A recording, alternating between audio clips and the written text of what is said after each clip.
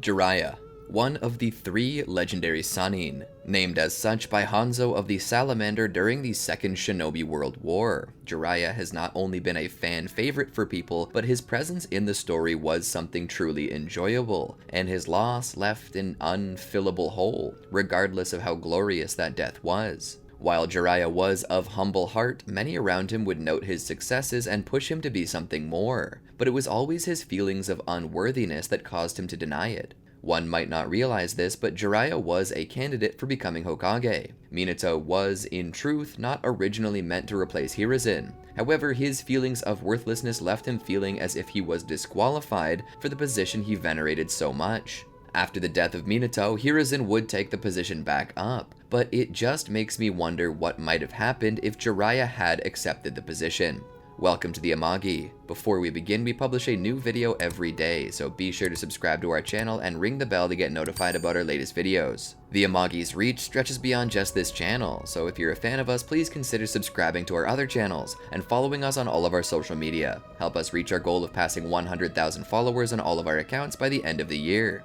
She fell into Naruto's arms and cried out with a loud voice, hold me closer, you gutsiest of shinobi. Show me why you've become known far and wide as the god of shinobi." The sound of a quill across a Genko Yoshi paper could be heard as a candle flickered on the wick, playing its light upon the wall, the shadow of a man made to look 3 times larger than he was by the flame. The violent writing appeared to the shadow as an assault, the ink appearing as blood from a violent murder. Of course, it was hardly something as brutal as that, but one would not be able to tell such a thing from the face of Jiraiya. He gripped onto his silver hair, grayed with years of experience. Damn it, that's not right. Naruto would never respond with something as gauche as that. He's slicker. In anger, he ripped the paper in 2, and then further into 4 before crumpling it up and throwing it into the bin. He rubbed his temples. Writer's block was something every good novelist encountered at least once in their careers. From the greatest to the least, a writer's mind and passion could be stifled by anything. He was dedicating this novel to a good friend of his, one who he had heard was now dead, Nagato Uzumaki. The pain of that loss still echoed through his heart as he stepped to the window and looked outside towards the waning gibbous moon. Every time he looked to it, he could swear he saw the rings of Nagato's Rinnegan in it. That was particularly the reason he tended to avoid looking at the full moon. He did not wish to remember. He loved his students deeply, and while he would never forget who they were, he did not wish to remember their deaths. Having a messenger sent to him, he had kept himself composed well, even cracking off a joke, much to the messenger's horror. But once he was alone, Jiraiya wept. He wept openly, sobbing loudly. In anger, he had shred the original rough draft of the latest installment of Icha Icha. It was then that he felt a change of pace was needed and began to write a novel about a young shinobi he had named after inspiration struck in the middle of a ramen shop. He decided to name it The Tale of the Utterly Gutsy Shinobi. It was a novel about a ninja who had been in war and witnessed the cruelty of the shinobi world and wished to change it, wished to end the cycle of hatred that plagued the world. Little did Jiraiya know that he was attempting to write a prophecy, one that none could be sure at this time would come true.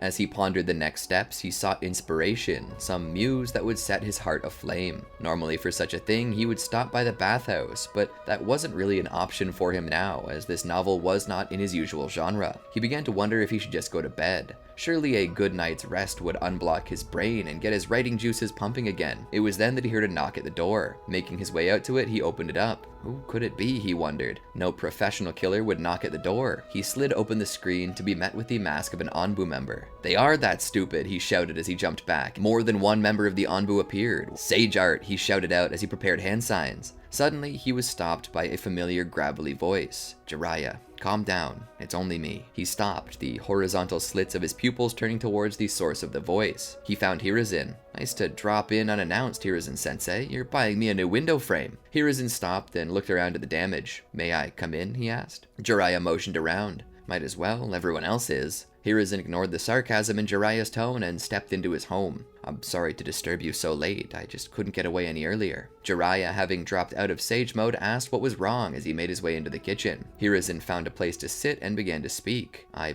believe I'm in trouble." A voice called from the kitchen. "Oh, what happened?" Hiruzen looked up from the ground. I'm being ousted. The writing's on the walls. My time as Hokage has come to an end. Jiraiya would call out from the kitchen. Got some tea and sushi. You and the kill squad want some? Hiruzen didn't really care to eat anything right now. The stress was eating away the lining of his stomach anyway, and whatever Jiraiya was cooking would likely finish him off. But he rarely got to see his student anymore, and what he was about to ask was important and deeply personal. Yes, I would love some. Jiraiya returned with a pot of tea, a set of glasses, and a plate of sushi. He set it down on the table between them. He poured the tea into the glasses as Hiruzen inspected the sushi, his face showing utter horror at what he was going to have to choke down.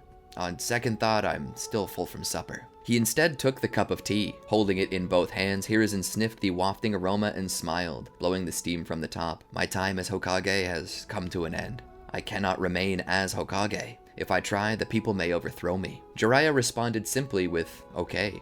Hiruzen looked up from his tea. I'm looking for a replacement. Jiraiya shrugged. You're the first person I've seen in the last 3 months, and you're the last shinobi I've seen since the war. Hiruzen sipped his tea. No, Jiraiya. I'm here for you. Jiraiya seemed as of yet still clueless as to what was happening, and his face showed confusion mixed with skepticism. What are you getting at, old man? Hiruzen sat his tea down and looked straight into Jiraiya's eyes with all the fire he could muster. You will replace me as the 4th Hokage. Jiraiya stared on for a moment before breaking down into a laugh that brought tears to his eyes. He stopped only for a moment to see Hiruzen was not amused. Jiraiya began to laugh even harder as he realized that Hiruzen was being serious. Jiraiya, as Hokage? Get real. He can hardly run his own team, let alone an entire village. Hiruzen-sensei, you've come to the wrong house. I'm not a leader, I'm a writer. By the by, have you seen my newest novel? It's considered as an Iwa Times bestseller. Hiruzen scoffed. You waste your talents writing these smut novels. Jiraiya gasped not once, but twice. Smut novels? These are my life's work. Everything I've learned about women in my many years of study are recorded in these books. Hiruzen sipped his tea again. As I said, you're wasting your talents. Jiraiya would scoff and proceed to entertain the idea for a moment, taking it seriously. Alright, let's say you do need a replacement. Why me? Why not Tsunade or Orochimaru? Orochimaru was always smarter than me anyway. I'm sure he would do real well as Hokage. Hiruzen looked down towards the floor for a moment, as if overcome with a sense of shame. Orochimaru is not who he used to be. A subtle darkness has fallen over him. Ha! Jiraiya exclaimed. Even I could have told you that. He offered to murder 3 orphans a few years back just because they were orphans. Hiruzen looked back. That is why I can't choose him. As much as I want him as a replacement, I can't choose him. Not in good conscience. Jiraiya would shrug it off. Tsunade then. She's the daughter of Hashirama Senju, one of your mentors. Surely she's fit for the job. You would be surprised, Hiruzen said. She's fallen into a drunken stupor. The biggest decision she makes in a day is whether to bet on black or red. Always bet on black, Jiraiya said. Hiruzen ignored this statement. She's rarely in the village anymore. Went her way a long time ago. Jiraiya rolled his head back on his shoulders and groaned. Why me? Why not someone else? Minato Namikaze, Fugaku Uchiha, anyone. Why does it have to be me? Hiruzen pulled his hat down to conceal his face. You're the only one I can trust. You're the one with the greatest experience. Are there other options? Of course, but the best option I can think of would be you. Jiraiya rolled his eyes. Minato's a good choice. He's talented and wise. Choose him. It was then that something strange occurred. Normally, when faced with this much resistance, Hiruzen would just give in and leave Jiraiya alone. But this time, he didn't. He continued to debate about Jiraiya's worthiness for the job, going so far as to even insist, no, demand that Jiraiya take the job, leaving the hermit no choice but to accept. Hiruzen stood. Pack your things. Tomorrow you're going to come to the village. Jiraiya just sat there as Hiruzen began to leave. You know I'll fail, right? Hiruzen stood in the doorway, not even turning back as the moonlight gave his silhouette a gently glowing outline. I know you'll try your hardest, like you always do. He then stepped out into the night. Jiraiya sat there for a moment and thought deeply about it. Suddenly he got up and ran to the door. You're still paying for my window! Jiraiya came to town. While there, he was greeted by Minato and his wife Kushina. Every time he saw them together, he couldn't help but smile. It was like watching 2 puppies rubbing noses every time they were together. Jiraiya almost envied them, but realized what they had he could never have. After all, being happy just wasn't his fate. He was a loner, and while he might have passing fancies and make glances at, the marriage life was not for him. Only one woman did he ever see himself actually marrying, and she wasn't gonna have it. Last time he seriously approached her, she broke both of his arms, a quarter of his ribs, and even ruptured a few organs. He was in the hospital for so long. He didn't want to have to deal with that again, so he gave up on love officially and merely remained in it for the thrills. However, he was pleased to hear that Kushina was pregnant. Jiraiya thought it was the sweetest thing. He saw Minato as the closest thing to a son he would ever have, besides all the possibilities from times past, and trust me, there were plenty of children out there who were possibly his. But in an official sense, Minato was the only one he could recognize as such. In fact, he remembered when Minato was a child himself once upon a time, and now he was about to have a child of his very own. Jiraiya couldn't help but take a little pride in that, knowing that the man Minato grew into he was partly responsible for. However, he had tried not to take too much credit. Minato was just as much a teacher to him as Jiraiya had been for Minato, and the fact that Jiraiya could now use the Rasengan so well was proof of that. We're going to name him Naruto. Jiraiya almost wanted to scream. Why that name? Minato and Kushina looked to each other. Remember when you sent us the first 5 chapters of your rough draft? We were so inspired by your main character and his ideals that we wanted to pass it on to our son. Jiraiya was speechless. He was touched in a way, but at the same time, it was stupid as hell. I named the character after a fish cake in my ramen. Are you sure you want to go with that? Minato and Kushina nodded. It's no worse than Minato's choice, Kushina said. Jiraiya, in his infinite curiosity, smiled. What did he want to name him? Kushina giggled. He wanted to name him Menma. Jiraiya and Kushina both laughed. They laughed not with Minato, but at him. And they wanted him to know it too, as they pointed in his direction and threw their heads back. Minato was a good sport though. Once they were done laughing at his expense, he and Kushina approached him about something important. We want you to be his godfather. Jiraiya's eyes darted left and right, and his smile had yet to fade. Me? He said, pointing at himself. They nodded. Yeah?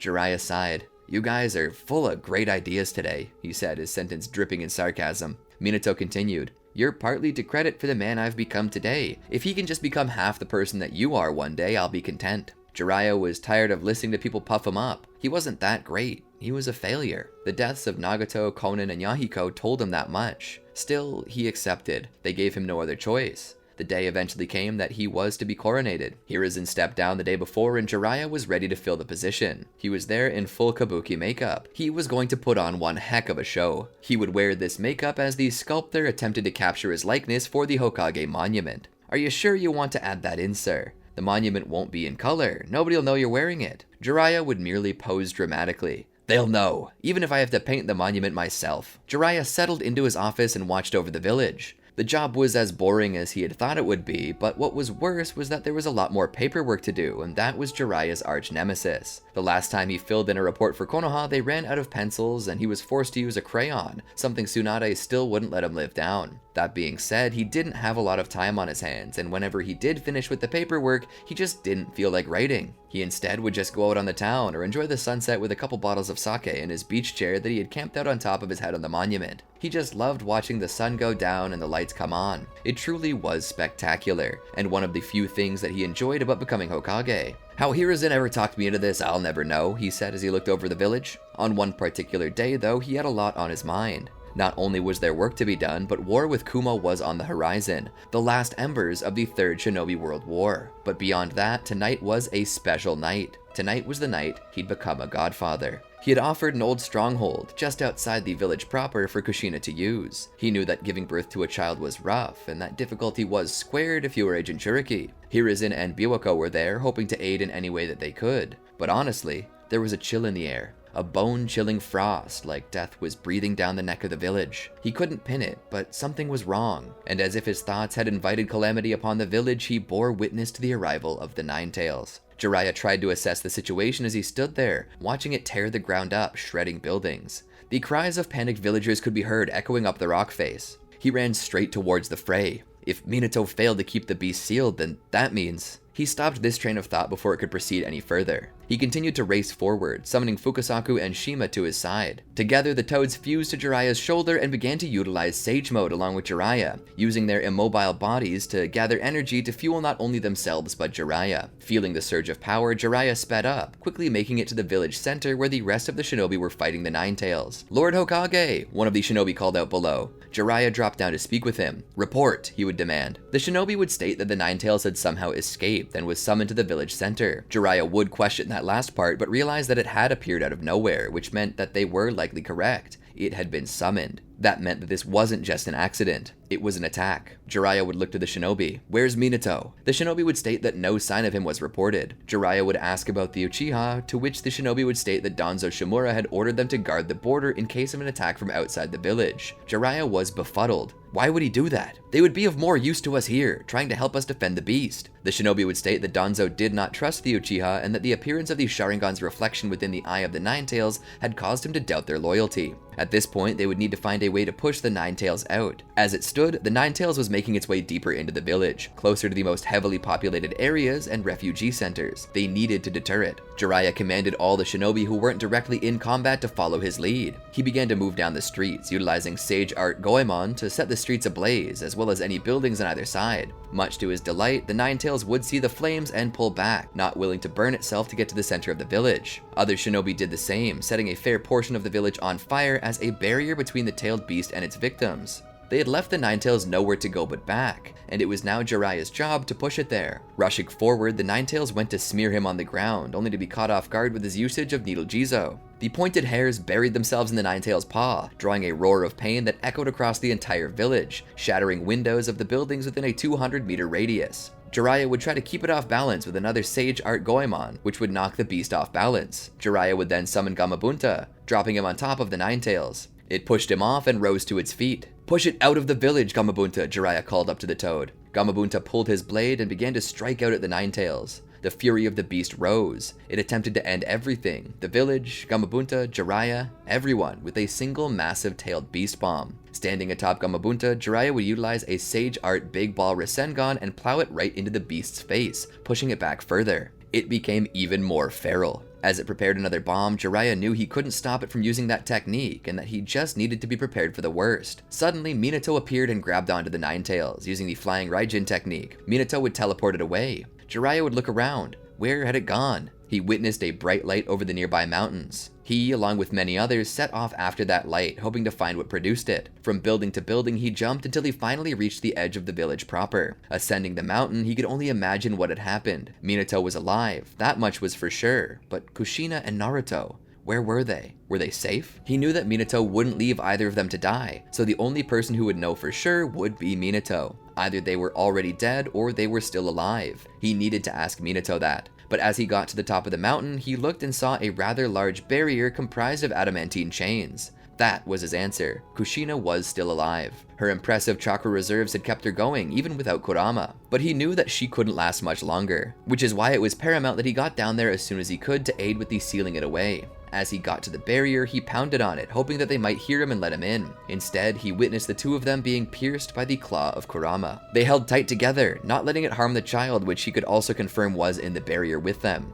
Time passed, and it almost seemed as if they were talking. Suddenly, Jiraiya witnessed the Shinigami of the Reaper Death Seal. He saw it seal the beast into the child before consuming Minato's soul. As he fell, so did Kushina, her wounds and chakra loss having caused the barrier to give out. He rushed in and grabbed onto the two, holding them in his arms as he sensed for any chakra. For Minato, it was too late. He knew that much. But a part of him had hoped they might be able to save Kushina, but the gaping wound in her chest told him that it was not possible. It drove him to tears to see the ones he had seen as a son and daughter dead in his arms, but his cries were cut short by smaller, more helpless cries. Turning his watery eyes over, he saw the infant. Standing, he made his way closer to it. It possessed the blonde hair of Minato, and the 8 trigram seal on its belly like Kushina once had. This was their son. This was Naruto. The babe was crying out. Recognizing that the poor thing was bare, on this, the coldest of October nights, Jiraiya removed his Hokage's haori and swaddled the babe in it, gently lifting it as if he were afraid he might hurt it with his strength. Pulling it closer, he kissed its head and pulled it into his own warm embrace to chase off the bitter chills the child must be suffering from. "I have you. I will never let you go," he whispered into the ear of the infant. "I will protect you, Naruto." The other shinobi near stood by him, unsure what to do, knelt with the Hokage, awaiting orders. He would look to them. "Go to the stronghold. See what's become of Lord Third and his wife, and if you can find any clues. And have shinobi gather Minato and Kushina's remains. They will be honored." A day of mourning would be called as the villagers spent time lamenting the dead and burying them, rebuilding. Jiraiya himself would perform the funerals of Minato and Kushina, having them cremated and placed into the same urn as he believed that even in death that they should stay together. He would lead the procession out to the forest where he would carry the urn. He would tell of stories of Minato and Kushina, every time they made him proud, every time they made him laugh. He told people that they were to celebrate their lives and see them off with a smile, but such a thing was impossible to do when even Jiraiya himself could not smile. Stepping out into the river with the urn, he would open it. Bidding them goodbye, he would pour the contents into the water below and let them drift away. It was as if his own son had died. He fought just to stand. Keeping himself from crying was out of the question, and to see their Hokage cry allowed the entire village to empathize with their leader, feeling how he understood their loss and was feeling it too. On that day, the entire village became just as Hashirama and Tobirama envisioned it, a single clan. In the face of a tragedy, instead of fighting, the entire village had banded together as a single family, sure to help each other stand again and continue walking together, hand in hand. But troubles did not cease. Jiraiya, whether he wanted to or not, had become a father. And despite the fact that there were plenty of nurses and handmaidens to do the job, he still felt it was important to personally bond with Naruto. The child had lost his family, and he would not let him go without one. Jiraiya had been named Naruto's godfather, and because he was named such, he would fulfill the duties of one. But besides Naruto, there were still a lot of things happening. The war between Konoha and Kumo was still burning, and people were dying. In the span of little over 2.5 years, half a generation of shinobi were wiped out. A good number through the attack of the Nine Tails, a terrorist attack to which they still didn't know the culprit, and the loss of life in the war. They had moved the Uchiha to another area of the village, the outskirts, according to Danzo's plan. Jiraiya hated that, but he went along with it, basically because he knew that Danzo was more experienced than he at running the village. Little did he know that this would lead to ill will between the Uchiha and Konoha as a whole. Besides that, when the war finally did end, Kumo sent an ambassador to the village to broker peace. However, after attempting to kidnap Hinata Hyuga, the heiress of the Hyuga clan, Hiyashi Hyuga was forced to murder the ambassador. This would lead to tensions rising once more. They demanded the head of Hiyashi Hyuga as reparations for the death of their shinobi. Jiraiya was against it from the start. He knew that Kumo had attacked them first and didn't feel that they should bow down and let them take it. Regardless, the Hyuga, in particular Hisashi Hyuga, had offered to pay the price of their own free will in an effort to protect the peace forged. A true sign of solidarity between Konoha and the Hyuga. True loyalty that would never be forgotten, even if Jiraiya had disagreed with it in its entirety. The job of Hokage was only getting harder and harder from this point on, as even more darkness sat on the horizon. He truly lamented that Hiruzen had chosen him to be the next Hokage. He was not competent for this job and was sure to fail. Besides the mounting pressure on the political stage, he was having to raise Naruto, who by this time was already 3 years old, and was walking, talking, and causing mischief. Whatever would he do with him? Jiraiya was sitting atop his own statue's head in a lawn chair, a beach umbrella set up to keep the sun from beating down on him. He wore a set of sunglasses as he looked out over the village. Particularly, there was one place that he was looking. His own statue's head just so happened to overlook the east side of the village, right where the women's bathhouse was. He raised a set of binoculars to his face and cracked a smile. Of all the reasons he had become Hokage, this was definitely the best one. He would sip his sake and continue to view when suddenly a loud but tiny voice echoed up to him. "Uncle Jiraiya!" He peeked over the side to see a speck on the rooftop below. A blonde speck. "What is it, Naruto?" he asked from a high perch. "The old guys of the village are here to see you." Jiraiya let out a sigh and finished off his sake. He proceeded to walk down the cliff face towards Naruto. He stopped just short of the 6-year-old and picked him up. "Let's go see what the old curmudgeons want." Heading inside, they found the 4 elders. Homura Mitokado, Kohara Udatane, Danzo Shimura, and Hiruzen Sarutobi. Seeing the look on their faces, he knew that he was about to receive another black mark on his record as Hokage. What was next? Not only had he been the one in charge when the Nine Tails escaped and went on a rampage, but it was also his failure that ended with the death of a prestigious member of the Hyuga clan. He saw a folder on the table. He opened it up for a moment to glance in and saw a print of the Uchiha fan crest within. He quickly closed the file. Letting out a sigh, he lowered the child to the ground. "Go find Konohamaru. I'm sure he's through here somewhere," Hiruzen said. "I left him in the other room with the servants." He would pat Naruto's head. Naruto would smile and run off to see Konohamaru. Hiruzen would speak. "That boy has an optimistic outlook, not too unlike his parents." Jiraiya would slowly lower into his seat, perhaps more so than his parents. "The world will teach him better eventually, though," Danzo said. Jiraiya looked up. "It will try, but you can't keep someone like that down. You could put them in a tight, pitch-black room full of sharp objects and they would still find a silver lining." He looked down at the folder on the table. He would sigh as he stared at the manila folder that covered the information within, a large stamp of a leaf on the front, the same that was on the headbands of most shinobi from the leaf. He would slowly open it and began reading, awaiting commentary from the council. Danzo would speak up. We have reports that the Uchiha are currently planning a coup d'etat. Jiraiya read through it. Do we have any reason on record why they would not be happy with our village? Danzo would answer this question. None perceived. Investigations have concluded, however, that it was one of the Uchiha responsible for the Nine-Tails attack 6 years ago. It seems they're falling back into the ways of Madara.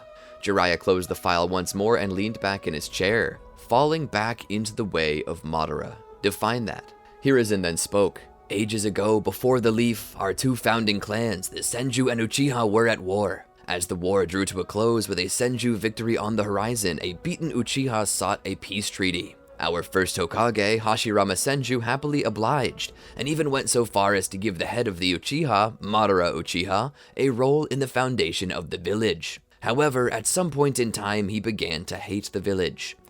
He attacked it many times, but one time in particular, he did utilize the Nine-Tails. So to say that 6 years ago was not the first time I've seen Konoha attacked by the Nine-Tails is an understatement. Jiraiya looked at the folder again, opening and peeking in before closing it, just pushing it across the table, appearing as if he were interested, when all he really wanted to do was go back to his place on the monument. Surely there's a reason. Why would they turn against a village they helped create? One they have stood proudly with for nearly 70 years. That is not a question we have answers to, Hiruzen spoke. Danzo would chime in. We don't need the answers to that question. We have proof of an uprising. And after what happened 6 years ago, it's obvious that they mean to destroy Konoha from within and assume Uchiha dominance. The Uchiha have always been prideful of their clan. Lord Tobirama attempted to break them of that when he established the Konoha police force, but they remained steadfast. They were the only clan he was unable to break. Jiraiya thought about it. Can we table this conversation for another time? Danzo would speak up. Lord Jiraiya, this is of utmost importance to Konoha, and as long as the Uchiha remain a threat, we cannot rest. They could launch their uprising at any moment. Jiraiya shook his head. I will not order an attack on the Uchiha, not without first knowing what the issue is. He stood. Nobody is to act on this matter until I give word. Watch them, spy on them, do whatever you need to gain more intel, but keep your distance and do not do anything about them until I give the decree. He would then turn and leave. Hiruzen stroked his goatee as the others stood there in silence. Jiraiya would leave the Hokage residence and step out into the village. He needed more information on this at once. The best way to do so was to confront the Uchiha head on, so he left for their compound. Entering, he saw children running and playing and enjoying themselves. However, the adults in the compound watched him as he walked down the street. Jiraiya felt what seemed like 1,000 eyes on him in all directions. If it was wearing a Konoha headband, it was looking at him. He began to wonder if it was such a good idea to come here. He walked in deeper until he came to the home of Fugaku Uchiha. He stepped in. There he found Sasuke running around and playing. Sasuke would run up to him, eyes full of wonder. You're the Hokage! Jiraiya would pat Sasuke's head. Yup. Is your father home? I'd like to meet with him. Sasuke nodded. I'll go get him. Sasuke ran up the stairs. Itachi stood in the corner of the room. This was the first time Jiraiya had noticed him. Itachi spoke. Lord Fourth, what are you doing here? Jiraiya would come to a table. May I sit? Itachi nodded. Jiraiya pulled up a chair and sat down in it. I'm here to talk to your father. Itachi would look around. Sir, you can't be here. It's not safe. Half the people in the compound want to see you dead. Jiraiya would nod. Indeed. That's why I've come to talk to your father. Just then, Fugaku stepped down from the stairs. Lord Jiraiya, to what do I owe this pleasure? He spoke with a kind voice, but his face was asking the question in a different tone. Something more akin to, what are you doing here? Or worse, how dare you come here? Jiraiya would motion to the table. I think we should talk. Fugaku came to the table, all while Itachi watched from behind, never taking his eyes off the Hokage or his surroundings, not even to blink. Not long after, Jiraiya noticed a second Uchiha clan member standing by the window just to the side of Itachi. Jiraiya identified this man as Shisui. Shisui was also watching him. He spoke to Itachi quietly for a moment and then moved on. Fugaku crossed his arms as he sat back in his chair. What's the issue? Jiraiya sighed. There was no need to beat around the bush. Normally, in cases like this, he would ease into the topic to avoid causing the person he was talking to become defensive, but Fugaku was already defensive, and so the shock strategy might just be enough to force him to lower his defenses and have a meaningful conversation with him. Why is it that your clan is attempting a coup against the Leaf? Fugaku's face showed clear surprise, as if asking how it was Jiraiya knew about that. He regained his composure. I don't know what you mean. Jiraiya sighed. You do. You speak of it every few nights at the meetings at the Naka Shrine. To be honest, if you want to keep something secret, I wouldn't invite everyone in the compound to it. The more people who know, the more chances that it gets out. He sat there for a moment before raising his hand. Oh, and by the way, it got out. I and everyone on the council know that you're planning a coup. The leadership of the Anbu knows it. Hell, even half the civilians know it. It's the worst kept secret in the history of secrets. I'm just here to figure out why it has to be like this at all. Fugaku looked back at Itachi with accusing eyes. Itachi's gaze returned to his father with eyes of judgment. Fugaku looked forward. Konoha has forgotten about us. They forgot that this village is half ours. Jiraiya's face squinted in confusion. This village belongs to everybody. Anyone who lives in it and contributes to it. Fugaku shook his head. Yes, but we're founders. We helped found the village. In the middle of a war that made the First Shinobi World War look like a cakewalk, we founded a village that changed the world system. And look at where we are now, on the edge of the village. Forgotten, a slap to our face, like saying, you're in this village, but you're not part of it.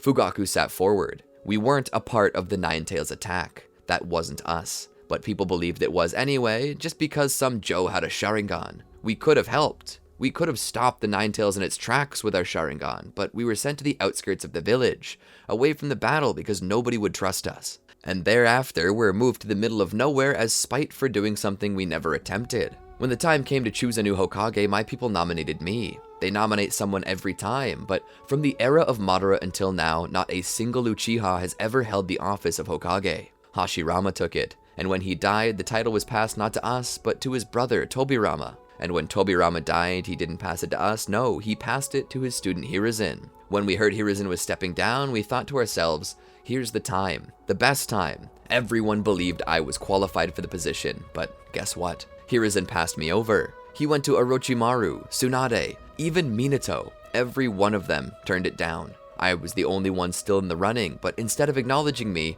instead he sought you out and begged you to become Hokage. You didn't even want it. I wanted it and he passed me over for you. You may say that Konoha belongs to everyone who contributes, but out of every clan, we've contributed the most. Yet here we are on the outskirts of the village, while the prissy Hyuga clan have a prime spot. Jiraiya listened as Fugaku burst out at him with reasonings, many of which made sense. But at the same time, he was an enemy rebel at this point. Sasuke watched from the stairs as the two spoke. He wasn't sure what was going on, but he knew something was up. Jiraiya sat there for a moment. What can I do to make this better? He asked. Fugaku put his hands on the table. I don't think there is anything you can, Lord Fourth. This has become a matter of honor now. Our honor has been impugned upon. There's only one way to take it back. At that moment, a kill squad of 8 Uchiha shinobi burst through the doors and windows. Jiraiya stood and knocked over his chair as he entered sage mode. He looked at Fugaku. Please, don't do this. Fugaku stood and knocked the table aside, his Mangekyo activating.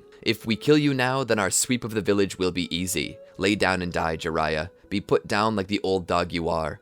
Doing so will ensure a bloodless transition of power. Jiraiya growled. Fool. You know that weakness like this is what Kumo's waiting for. It's what every major shinobi village in the world is waiting for. The moment you take over, war will break out. And that war will be won by Uchiha might, Fugaku shouted. He engaged with Jiraiya by pulling out a kunai. The other shinobi in the room attacked Jiraiya. No, stop, Sasuke called as Mikoto rushed down and picked her child up, escorting him to the upper floor where he'd be safe and out of the way.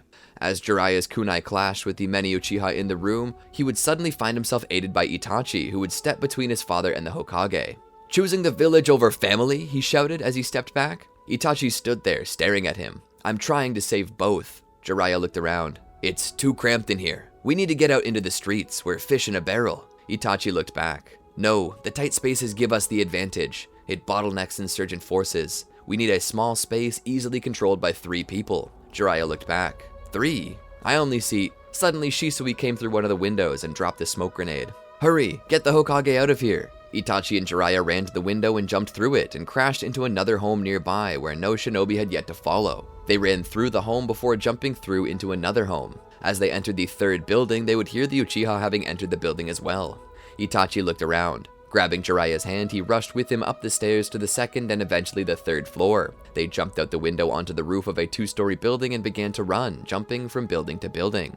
Hopping up on the power lines like birds, they began to run across the wires. From below, however, Fugaku was approaching them, walking in the street. Holding out his hand, he formed a Susanoo, the appearance of which was like a lilac-colored Hanya. It grabbed a water barrel and threw it at Jiraiya and Itachi with great accuracy. However, before the barrel could reach them, it exploded. The massive Emerald Susanoo of Shisui Uchiha appeared and tackled Fugaku's, knocking it into a nearby building. Itachi kept running, bringing with him Jiraiya. "I see it, the end of the compound. If we can just get past there, we'll be safe." Before he could finish his sentence, a group of Uchiha appeared on the lines in front of them.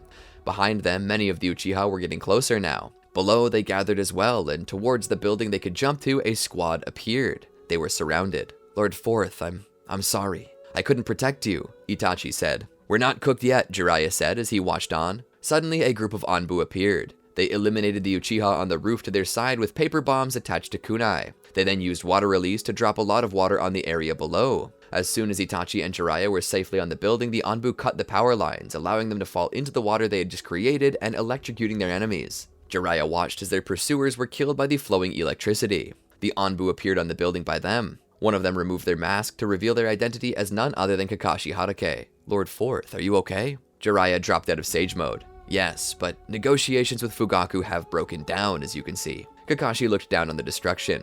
Quickly, a figure landed beside them. "I'm here," Shisui said. Itachi looked to him. "Did you defeat my father?" Shisui nodded. "Just barely." Itachi then stepped forward. "Did you try to use Kodoama Tsukami on him? Try to change his mind?" Shisui nodded. "I did. There was an unforeseen hiccup in the plan." "What is it?" Itachi asked. Shisui continued. "Your father's Mangekyo Sharingan. Its ability is a perfect counter to mine. His left eye contains an ability that makes him and any others he comes in contact with completely immune to genjutsu, and with his right eye he can bounce the genjutsu back on the caster. I would have been defeated by this ability if I didn't use my second Kodoama Tsukami to free myself from his control." Itachi sighed and seemed quite disappointed. "Then there's nothing we can do to stop him?" Shisui shook his head. "At this point, there's no hope of stopping their revolt. The best we can do is cut the wheat from the chaff and save as many innocents as possible. But as it stands, the entire police force needs to go. They've been indoctrinated by Fugaku and the elders. The best we can do is save the women and children." Jiraiya rubbed his temples.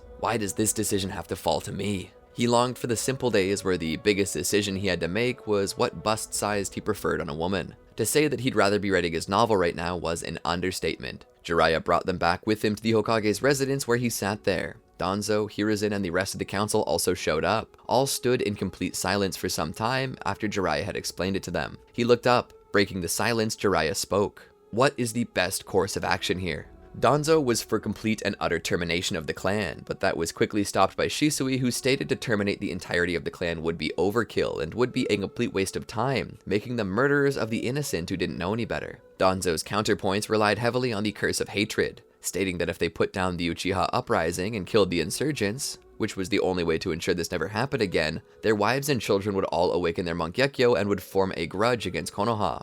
And with all of those Mangekyo Sharingan being formed, the inevitable moment that a new uprising occurred, Konoha would be unable to put it down. A Mangekyo Sharingan was a powerful thing, its abilities second only to the Rinnegan, yet somehow more varied. Itachi would then speak. "My father is the true threat here. His ability to block Kodoama Tsukami's effects on the clan will be what keeps us from subduing them. If we can deal with his ability, we may yet be able to save the clan by casting them under a genjutsu." Hanzo began to refute when Hiruzen held up his hand. "Jiraiya is Hokage, and it's up to him to decide how we deal with this." Jiraiya sat there for a moment. "As Itachi said, our true target should be Fugaku. We must somehow keep him from using his ability. So long as we can do that, we can cast the genjutsu over the clan to seed them with renewed loyalty to the village." He looked around at everyone as they stared on, waiting for further instructions. Jiraiya sat forward. "It's settled. Tonight we kill Fugaku Uchiha." As the meeting drew to a close, the elders began to leave, with only Shisui and Itachi remaining.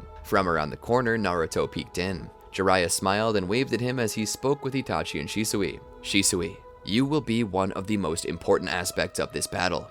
For all intents and purposes, if tonight is a shogi game, you're the king our forces must protect. Without you, your entire clan will have to die, so stay safe." He then looked to Itachi. I don't want to ask this of you." Itachi looked down. "You want me to lead the squad that kills my father?" Jiraiya looked down as well. "You're the one who knows Fugaku best. You're the one capable of finding and killing him. If there's another way to find him, we'll try and I'll spare you the pain. We'll have members of the Hyuga clan on the perimeter searching the compound for Fugaku.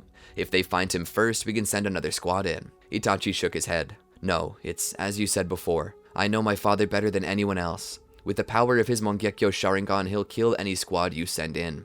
I'm the only one who can get close enough. Jiraiya looked up. Itachi, it's patricide. If there's any other way. Itachi shook his head again. There's no other way. He saw Hiyashi Hyuga walk in, flanked on both sides by Hyuga clan shinobi. Itachi continued. Hiyashi Hyuga once sacrificed his own brother for the protection of this village. If I must perform a similar sacrifice, then I will. Hiyashi merely nodded in respect to Itachi. Jiraiya then stood. Then we must get ready. Surely the Uchiha are doing the same. Whether we attack them or they attack us, for better or worse, it ends tonight. As the meeting came to an end, Jiraiya would sit there in his office as Naruto walked in. Oji-san, are you gonna go fight in a war? Jiraiya would pick him up and sit him on his lap. Yes, Uncle Jiraiya needs to protect the village where his godson lives. Naruto sat there. You can do it. I know you can. Jiraiya laughed. You better believe it, Naruto. I'm gonna come back. And then you and me will stop by Ichiraku Ramen and get something to eat. Naruto would pump his fist into the air. Believe it! Jiraiya would then prepare. He would get something to eat before going to the top of Hokage Rock and sitting there looking over the village. He sat there as Fukasaku and Shima appeared beside him. What can we do to help, Jiraiya darling? Shima asked. Jiraiya looked down to the small toads. Tonight, we're gonna have to put down an uprising that could threaten the balance of power and send the world into another great ninja war. I'm going to need your guidance, your strength, and techniques if we're to pull this off. Fukasaku nodded. You can count on us. Jiraiya would meditate up there with them, gathering himself emotionally and proceeded to gather nature energy to himself as he did so. This was in hopes of having as much sage chakra as possible for the battle. As night rolled around, Jiraiya once more returned to the residence. The various servants had brought out some armor for him to wear. He opted out as he believed it would merely restrict his movement. Instead, he paints himself up as a kabuki and makes his way out with the Anbu forces, each one wearing a mask to hide their identity. All except for Itachi, who tied the mask to the side of his face. This was done as he hoped it might cause hesitation in the eyes of the Uchiha and his father when he confronted them. From there, they sat out. The first squad, led by Kakashi, made their way to the Konoha police force and found it empty. The lights were on, but nobody was home, save the occasional drunkard who'd been found sleeping indecent in the streets the morning earlier. Kakashi assumed that this meant that the Uchiha were rallying forces, and left to meet up with Jiraiya to tell him this news. Jiraiya would nod and command Kakashi to take a squad and cover the back exit of the compound so as to not allow any Uchiha to escape or flank them. Jiraiya then pushed forward. Itachi began solo infiltration. Within the compound as a whole, there were Uchiha clan members everywhere, torches burning against the darkness of night as they worked their hardest to consolidate their weapons and resources. They were planning their coup. This was until they heard that Konoha's forces had arrived. They began to set up barricades. Itachi stayed in the shadows. The first place he went was his own home. He snuck in, the bottom floor dark, but the upper floor had some light coming from it. Bearing his blade, he slowly made his way up. He cleared each room methodically and made his way to the only room with light in it. Stepping through, his blade and Sharingan active, he looked around as Sasuke and Makoto were startled by his sudden appearance. He checked the room to ensure nobody was there. When he was sure, he closed the windows and blew out the lights. Makoto asked what he was doing. Itachi returned his blade to his sheath and looked at her. Where's father? She looked at him. What are you doing? Itachi looked to her. I need to stop this. And the only way I can do that is if I know where he is. Sasuke looked up at him. Itachi, are you gonna hurt Dad? Itachi looked down at Sasuke. He knelt down beside him so he could be at eye level. He blinked again and his Sharingan deactivated. He smiled. I'm gonna try and save him. I don't want anyone to die tonight. He poked Sasuke's forehead. I'm going to save our clan and our village. Then I'll fulfill my promise to train you. Sasuke smiled with excitement and hugged Itachi. Itachi then looked to his mother.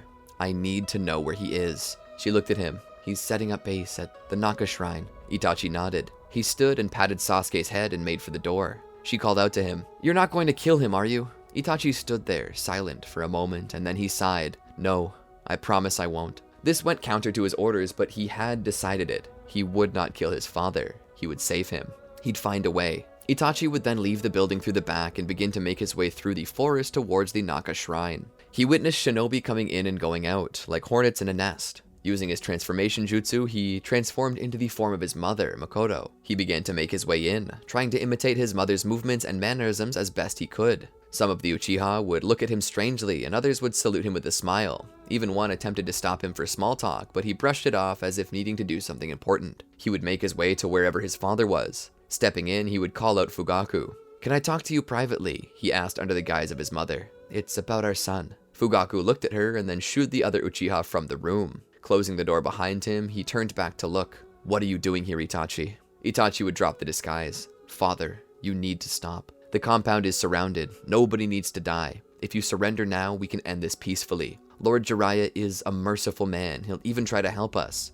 Fugaku shook his head. "There's no going back now, Itachi. Not now." Itachi grit his teeth as his fists clenched. "Are you really willing to kill us all over your stupid pride? You're going to kill me, yourself, Sasuke, Makoto, the entire clan, the entire village. You're going to start the 4th Shinobi World War here. Is your pride really worth it? You can't escape this. The compound is surrounded." Fugaku crossed his arms. "The compound is surrounded, but the Uchiha are far from in a corner. We've already got a squad out of the village. Currently, while Jiraiya is preoccupied with us, nobody's watching Naruto. And whoever controls the Nine Tails controls Konoha." He looked at his watch. "And in about 6 minutes, that will be us." Itachi pulled his blade. "I'm going to stop you." He rushed towards his father as Fugaku pulled a blade and kunai of his own. For a moment, they clashed. Itachi jumped back, and with a quick weaving of hand signs, he utilized fire style, great fireball technique, and blew a large flame at his father, who in turn pushed it back with the same technique. Itachi jumped up to the ceiling of the shrine and ran across it to escape the attack. Itachi looked down at his father, Sharingan activated. Fugaku's own Mangekyou were activated too. In that moment, Fugaku awakened his Susanoo with which to strike out at his son. "Give up, Itachi. So long as you don't have the Mangekyou Sharingan, you can never hope to match this power." Itachi would once more weave hand signs and blow another puff of flame, which would harmlessly pass over the Susanoo. Once that dispersed, he hit the ground and began throwing kunai and paper bombs. Those bombs exploded, but did nothing against the power of the Susanoo. Itachi would stand there. Fugaku smirked. "Do you see the futility? No attack that you can produce can break through my Susanoo."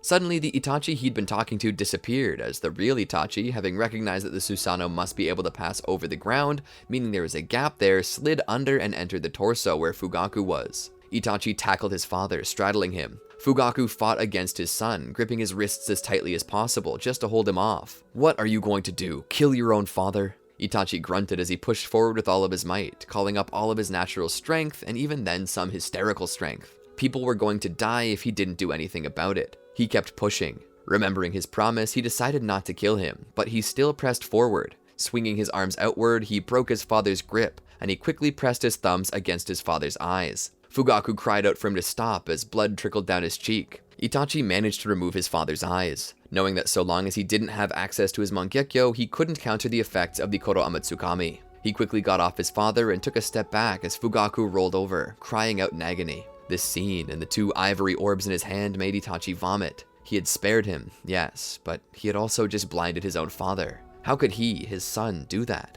While his father was not dead, he was permanently maimed, and Itachi was the one who had done it to him. This feeling built up in him, the feeling of guilt and terror at his own actions. He stumbled out of the shrine into the night. He stopped by the river and just breathed. He let the Sharingan fall into the river as he looked at the blood on his own hands. At that point, Uchiha were rushing into the shrine behind him. Looking at the blood on his hands, his own vision was dyed red, as his Sharingan morphed into that of the Mangekyou. The trauma of blinding the man he looked up to the most from birth was enough to make him want to throw himself into the river. But then he remembered something more important. He began to rush back as fast as he could towards the front lines. He rushed past them. Shisui called out to get a response, but Itachi rushed past him without so much as a word. Shisui caught a glimpse of Mangekyou Sharingan gleaming out from within Itachi's eyes and realized that it must have worked. He got to a high enough vantage point towards the center of the compound and sent out his genjutsu, a command. This was foolishness. "You're all loyal to your village," the command said. The genjutsu washed over the area quickly, and with that, the battle was over. Konoha took control. Itachi was not there to see it though. He raced towards the Hokage's residence. There he made his way inside. Finding dead servants on the ground, he knew that they were near. He looked for any sign of where they had taken Naruto. Finding a small trail of blood where someone had been hurt, he raced on and followed it. It took him to a location outside of the village where Naruto was being dragged by a group of Uchiha. They had him chained and tied up. They lifted him up and laid him down on a slab like he were a sacrificial offering and lifted his shirt to expose the 8 trigram seal on his belly. They prepared to pull the fox out of him, but Itachi would have none of that. He raced over and threw a kunai at the back of the head of the Uchiha about to undo the seal. As that Uchiha fell forward, his blood splattering over Naruto, the other 3 Uchiha engaged in battle. Itachi jumped out of the way of one set of kunai as he sent his own. One of the Uchiha weaved hand signs and sent out a wall of flames. Itachi countered that fire with the eternal flames of Amaterasu. Amaterasu slowly consumed the flames of his adversary before covering the body of the Uchiha. The man screamed out in horror and pain as the flames burned him. He hit the ground and rolled, but nothing he could do would put the flames out. With one last cry, the man went motionless, the flames still burning until all the fuel that could be used for the fire was gone. The last two Uchiha would rush him together from different angles. Itachi would jump up into the trees where he'd avoid their strikes. Coming back down, he summoned his Susanoo and gripped one of the Uchiha and threw him so hard and so far that the Uchiha flew all the way back to the compound before crashing into one of the buildings there, leveling it. Itachi then stepped towards the last Uchiha. His final adversary witnessed Itachi coming, shrouded in a burning red skeleton. Itachi's face had blood dripping from the cheeks, like the tears of a cursed god seeing its next victim. The Uchiha dropped his weapons, but that was not enough. Itachi would look into the Uchiha's eyes and cast Tsukiyomi upon him, causing the Uchiha to live out 1,000 years of agony in the space of a single second. Itachi turned to look at Naruto, who was currently displaying a look of utter terror. Itachi was still in the mindset of a killer, the crow within his own mind. But before he could do more than that, he recognized Naruto as the boy he had seen earlier in the Hokage's office, and for a moment, he was reminded of Sasuke. Itachi released his Susanoo and ran over to unchain Naruto. Naruto looked like he wanted to run from Itachi, but Itachi took a step back and knelt down to show that he wasn't a threat. Together they waited there like that until Jiraiya made his way back. He ran over and picked up Naruto and held him close. "I gotcha, kiddo. I gotcha." He looked back at Itachi. "Thank you so much." Itachi smiled. "It's okay." And from there, the crisis was averted. The threat of the Uchiha was ended in a near bloodless way. Itachi was haunted by his actions, however, and as such, he could never truly face his father again. Fugaku would later retire from being clan head, and it would pass to Shisui after Itachi refused it. Itachi would return to the Anbu, where he would serve under Jiraiya well. And as time passed, Naruto and Sasuke grew. They'd be sent to the academy, where Jiraiya expected great things. Approximately 6 years later, Naruto lay in bed. His room in the Hokage's residence was done up with all the things he loved. By stepping into the room, one could see everything that was Naruto's. The room dripped with his personality, from a poster depicting a spike-haired blonde martial artist to a figurine of a pirate with a straw hat. One could tell that this was truly the bedroom of your average shonen head. In bed, one leg hanging out, Naruto lay sprawled out, his sleeping cap atop his head. But unlike other days, his face seemed a little twisted. In his mind's eye, as he tried to sleep, he felt his feet being dragged through the mud, his wrist being gripped tightly, so tight in fact that it felt like his wrist might break. Who was dragging him? Looking up, he saw Uchiha and their crimson eyes as they brought him deeper into the woods and threw him down on a cold stone slab. He looked up though, and now that slab was in the middle of the village. The Uchiha that had been dragging him were now replaced by standard citizens, each of which looked down upon him with anger and disgust. They booed and screamed profanities at him, curses, curses of death, curses of ill will, curses that he should have never been born. As the anger of the citizens boiled over, he felt a foot strike him in the back, knocking him forward. Suddenly, he saw another foot push itself into his face. As he went to strike back, he saw a clawed hand. No, it wasn't his hand anymore. It was a massive claw covered in orangish red fur. That claw had pierced through the villager, as the remainders screamed in terror and ran from him. Looking back, the villager at the end of his claw was not a villager, but now was Kushina and Minato. "No! Mom! Dad! No!" He hadn't realized by this point, but he was looking down at them from well above the height of the buildings. He was a giant, massive beast. But what was he? What kind of monster? What had happened to the Naruto he had been earlier? What had he become? What was he now? Looking over, he saw a masked man staring up at him with only a single crimson eye peering out from the only hole presented. Naruto attempted to smash him, but only caved the building the man stood on top of. Suddenly, he was surrounded by fire. He backed up, but saw Jiraiya rushing towards him. "No! Uncle Jiraiya! Help me!" Jiraiya led the other shinobi into battle. Naruto, in whatever massive form he was, felt his body doused in Jiraiya's toad oil. The shinobi nearby used fire style, setting him ablaze. Naruto cried out as the flames raged. No matter what he did, he couldn't feel it. There came to a point where even the flames could not be felt, but only the suffocation of the oxygen in his vicinity being sucked up by the fire. He then saw Gamabunta before him with his blade. "Please, save me, Gamabunta." Suddenly, he felt the blade pass through his chest. Naruto woke up. He grasped at his chest and took a deep breath. He sat up. He looked outside at the full moon. Why did he have these dreams? What were they? Every full moon like clockwork, his dreams were some twisted scenario. It was always the same dream every time with slight variations. He lay back down in bed and looked up to the ceiling. There were stickers up there that had been set up to look like prominent constellations in the sky. The next morning at breakfast, Naruto stumbled in and got a plate of eggs and bacon along with some orange juice. He sat down by the table. Jiraiya peeked over the newspaper at him. "Hard night?" Naruto looked over. "Yeah, how did you know?" "The dark circles around your eyes," Jiraiya said. "And if that wasn't enough of a sign, your shirt's inside out too." Naruto looked at the tag under his chin. "Oh." Jiraiya flipped the page as his cup of coffee steamed in front of him. Naruto thought for a moment. "Uncle Jiraiya, why do I have these dreams? What causes them?" Jiraiya shrugged. "Probably some traumatic memory. I dream every full moon that I'm some massive beast and that you're always coming to kill me. As I told you, it might be a massive traumatic memory." Naruto listened. "Uncle Jiraiya, what am I?" The paper slowly folded forward with gravity as Jiraiya's grip on it loosened. "You're Naruto." "I don't always feel like Naruto, though. I feel like something else." Jiraiya sighed. "You're a Jinchuriki." Naruto cocked his head. "Ginger jerky?" Jiraiya shook his head. "No, you're a Jinchuriki, a living human sacrifice." "Human sacrifice?" Naruto asked inquisitively. Jiraiya nodded. "The demon fox that attacked the village all those years ago was sealed inside of you. To keep it from destroying everything, we sealed that beast inside of you." Naruto was confused.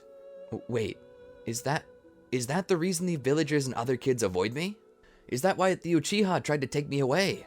Jiraiya let silence ensue for a brief period before he spoke. "Yep." "Why did no one ever tell me?" Naruto asked. Jiraiya raised his paper. "The council told me not to. They said that knowledge of it might cause you to accidentally let it back out." Naruto was stunned.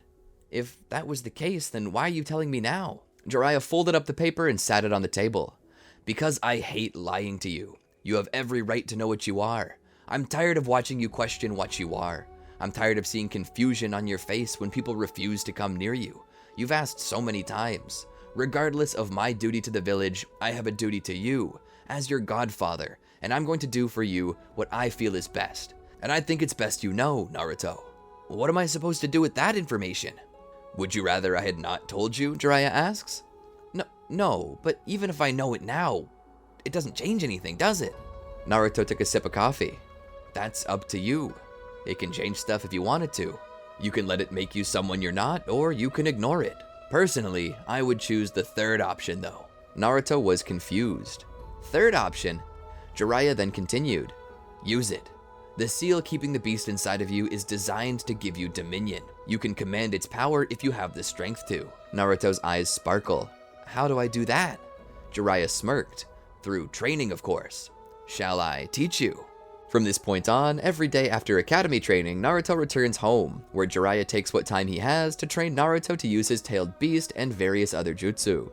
This results in Naruto becoming a bit of a prodigy at the academy, one Sasuke is jealous of to a point. Sasuke had been doing his best, but his training has hit a roadblock as he's not as strong as he wishes he could be. After class one day, he wanders home and enters his parents' house. "I'm home," he calls out. He walks in and drops off his backpack as he removes his shoes at the door. He steps in. Everything's quiet. Makoto's in the kitchen doing her thing, and Fugaku is just sitting at the table with his hand gripped tightly around the neck of a bottle.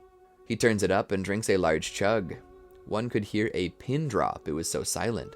Sasuke sits there and smiles. "Hi, Dad. I'm sitting right in front of you, just so you know." Fugaku lowers the bottle a little. "Of course you are. I may be blind, but I'm not a dumbass, you little twit." Makoto looks back. "Why don't you go freshen up a bit, hon? Your brother's coming home today. We're gonna have a big supper to celebrate." Sasuke stands up and walks to the bathroom where he proceeds to freshen up a bit. Looking into the mirror, he notices his black eye. He secretly hoped Itachi wouldn't ask about it. If he did, he'd say it was a training mishap. That tended to be the excuse that he always used, but ever since the events of the Uchiha uprising, Fugaku had become irritable. He drank a lot, and whenever he was frustrated, well, he took it out on Sasuke. Fugaku may have been blind, but he was an adept sensory type, so he had a tendency to know where things were, even if he couldn't see them. In all honesty, Sasuke had grown to hate coming home after school, and was beginning to think Itachi had the better end of the deal. As he pats the water from his face, he thinks about the events that transpired over the past 6 years.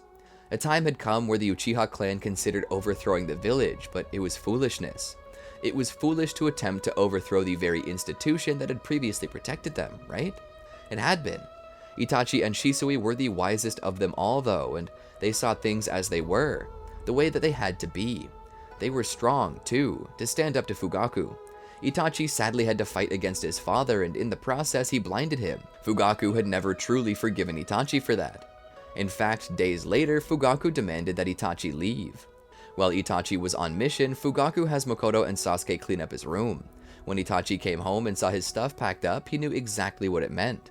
Fugaku never said it to Itachi's face, but Itachi would understand by this point and move out. They generally refused to talk to each other. After that, with Fugaku being blinded and Itachi away from the family, Sasuke had no one to help him grow stronger. But now that Itachi was coming home for dinner, maybe there was a chance that he could get some training in. Coming down the stairs, he took his seat by the table. It was then that Itachi walked in and raised a bottle of sake. "I brought a gift. This is supposedly the best sake that the Land of Woods can make. It's world-renowned. Maybe we can have some tonight and celebrate being back together again." Makoto would take it with a smile. "Feel free to make yourself at home," she said. He began to remove his shoes and would make his way over to where he sat at a happy medium between Sasuke and Fugaku. He would smile. "How have you been, Sasuke?" "I've been doing good," he said with a nod. "A little trouble keeping up at the academy." "Issues keeping up, but you were always so bright. What's wrong?" Itachi asked with genuine concern. Sasuke shrugged. "Well, it's hard to practice when you're all by yourself, and I haven't had as much time to practice as I would like," he would say as his eyes looked to Fugaku. Frankly, Fugaku had been taking up much of Sasuke's time. Fugaku couldn't see, and that meant he couldn't do much of anything. Well, he could do things, he was merely using his blindness as an excuse, or perhaps he was blinded by bitterness as opposed to anything else. Fugaku had stopped trying. All he did anymore was sit around drinking alcohol, trying to drown the pain of what he perceived as a failed life. A failed leader of the Uchiha, a failed father, a failed man in general. Itachi looked over.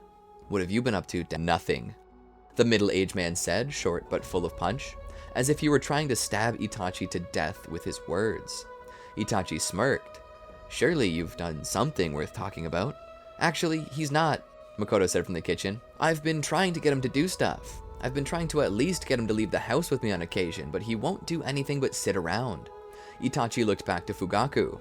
"Dad, you gotta get out of the house a little. It's not healthy." "You know what's not healthy?" Fugaku began. "Being betrayed by your own son, being permanently maimed. That's what's unhealthy." Sasuke shook his head. "Dad, he only did what he had to do.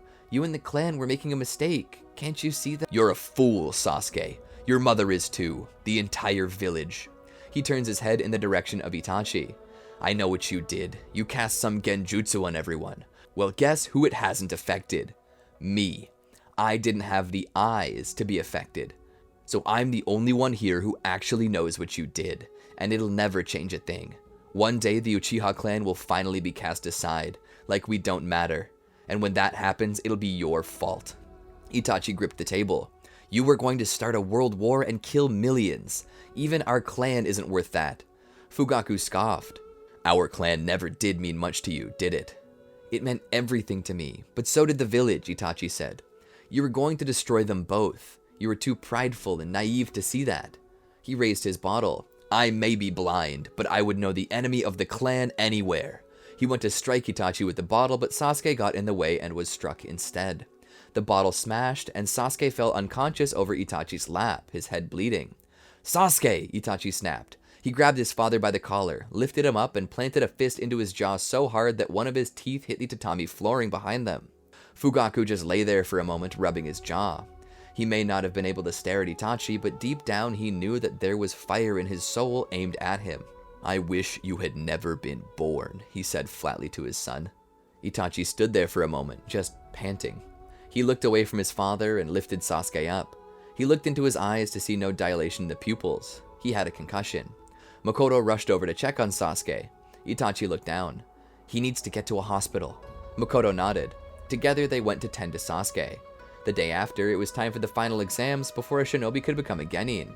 Naruto was there. He walked in and looked around the class. He found Sasuke sitting slumped in a chair, his head wrapped in bandages. He walked up the stairs. "Sasuke, are you okay?" He nodded slowly.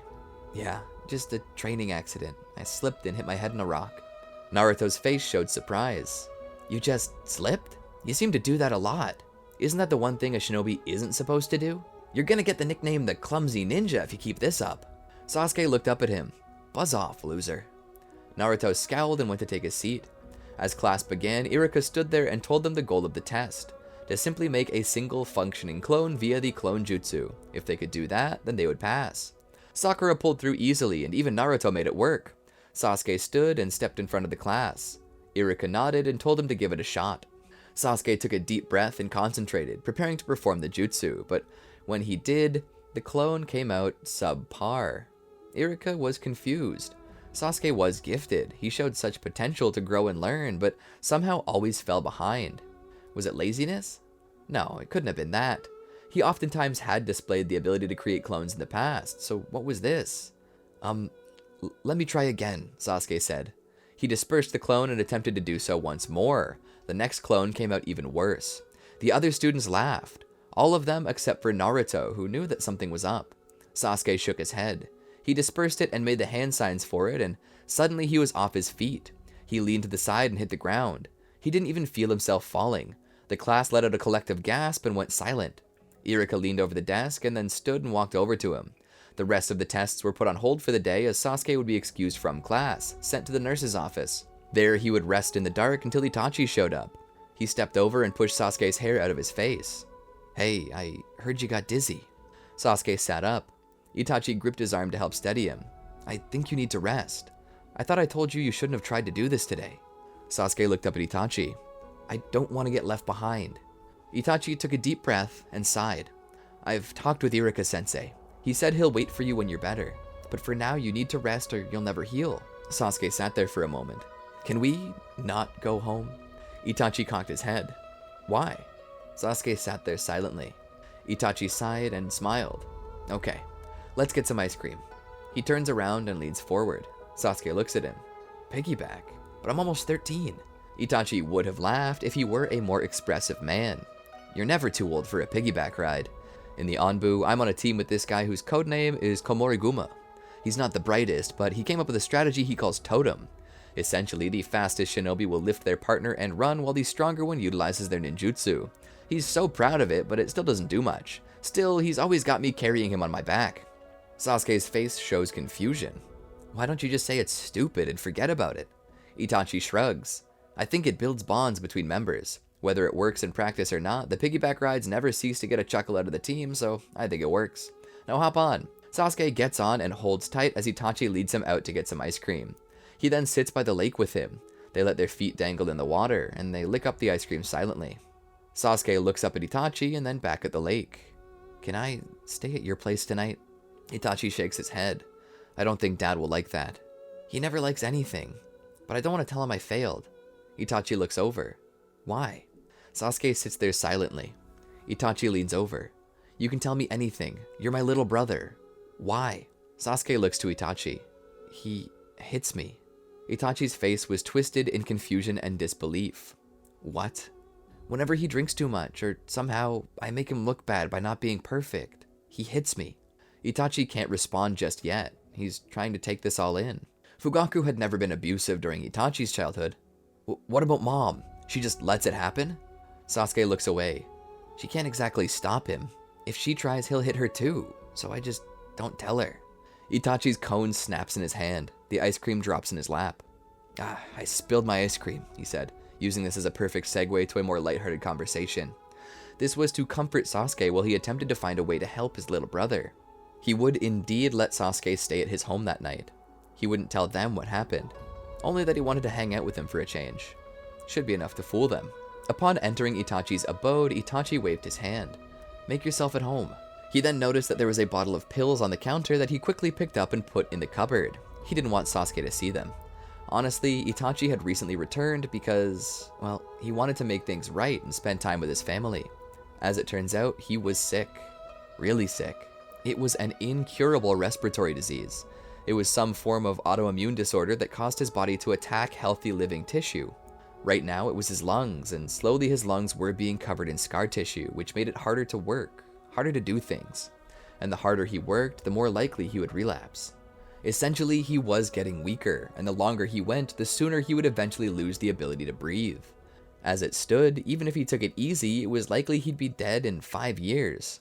That was the diagnosis. It could be sooner, it could be later. It really depended on how his body reacted to the treatment. So he'd been trying all sorts of different medications. Right now, he was fine though. He would be fine for a while too, and he wanted to spend that time with his family, particularly Sasuke. The two of them had always been close, and now he knew that Sasuke had no real male figure to model himself after. Fugaku was a defeated man, and he was defeated because he chose to be. Even without his eyes, he could be a productive human being, but he chose not to be, which was not the kind of person that Sasuke should attempt to model himself after. Sasuke found a nice place to sit. Itachi smiled and then opened a cabinet. "What do you say we play a game?" He pulled out a board game and sat it on the table. "Then, afterward, we can get something to eat." So for a while, they did this until Sasuke was healthy enough to try the test again. Eventually, he would pass and be put on Team 7 with Kakashi. His teammates were Naruto and Sakura. Itachi himself would report to Jiraiya. Jiraiya himself was at his table trying to rack his brain around the Chunin exams. "Sir, reports have come in that the Kazekage's entourage has set off from Suna and will be here in less than a week." Jiraiya sighed. "I know. I need to find proper proctors. I know I want to have exhibition matches at the end. Those are a rite of passage. Everyone who becomes a Chunin has to go through that, but I need to find the proper person for the first two." Itachi looked at him. "The first is mental-based, right? So just send someone from the Intel division to be the proctor. I can think of a few right now. Inuichi Yamanaka, Shikaku Nara, and Hibiki Marino are just 3 off the top of my head. And as for the second test, survival, how about Anko Mitarashi? They're a skilled shinobi and should do perfect as the proctor of the second test." Jiraiya thought about it. "Yeah, you're right. I think I will use them." Jiraiya wrote it down. After this, he would continue doing his work as Hokage, giving out missions to other shinobi while setting up the exams. That also included giving a special mission to Team 7. Itachi had actually recommended it. He wanted to keep Sasuke out of his parents' house for as long as possible, so he asked Jiraiya if he could give them the simple escort mission put out by some architect named Tazuna.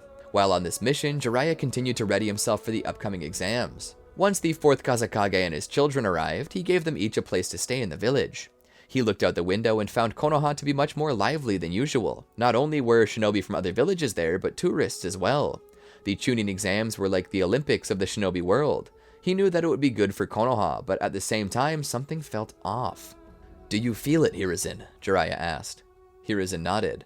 "I sense something's amiss. We must keep our guard up." Eventually, Team 7 returns from their mission, and Kakashi recommends that they join the Chunin exams. Jiraiya is impressed with their feats against one of the 7 ninja swordsmen of the mist. Even if that shinobi were only formerly of the swordsman, he still bore the executioner's blade. He permits this. For the most part, the first test remains the same, but the second test is a little different. Nothing big happens during it, which means that Sasuke is not forced to nerf himself for the exhibitions. The exhibition matches roll around, and for the most part, they remain the same. During that month off, Naruto and Jiraiya train hard. Through Jiraiya's training, Naruto has had a chance to get a grip on his version 1 cloak, but now comes the version 2. He attempts to help Naruto master this. "You need to focus, Naruto," he says. "The demon fox inside of you, it wants control, and if it gets control, it will rampage. You need to reinforce your will." He watched Naruto strain and growl. He seemed to be in physical pain.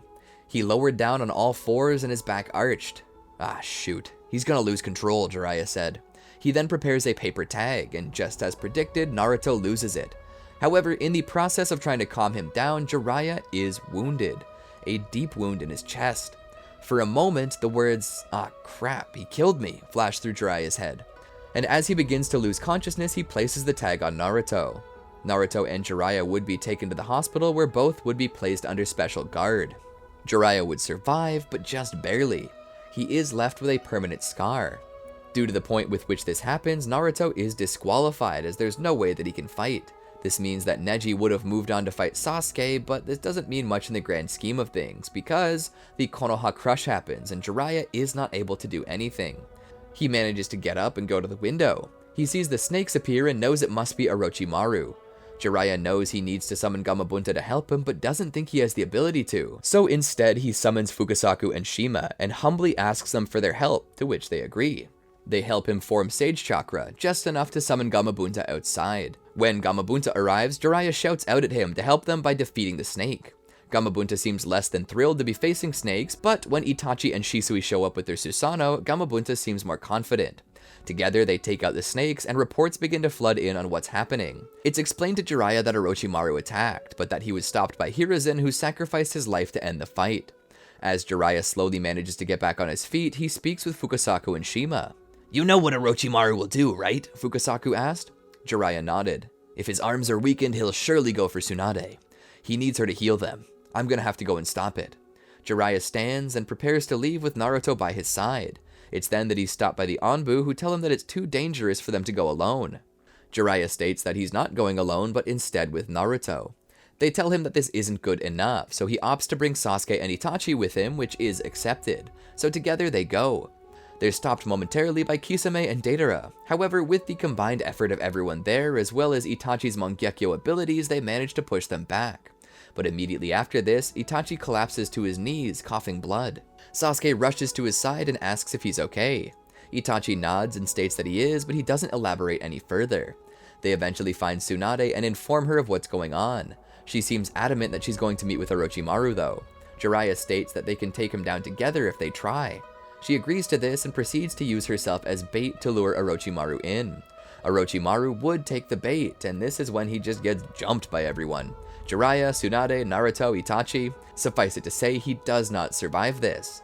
With Orochimaru dead, they bring Kabuto in for conspiracy and imprison him.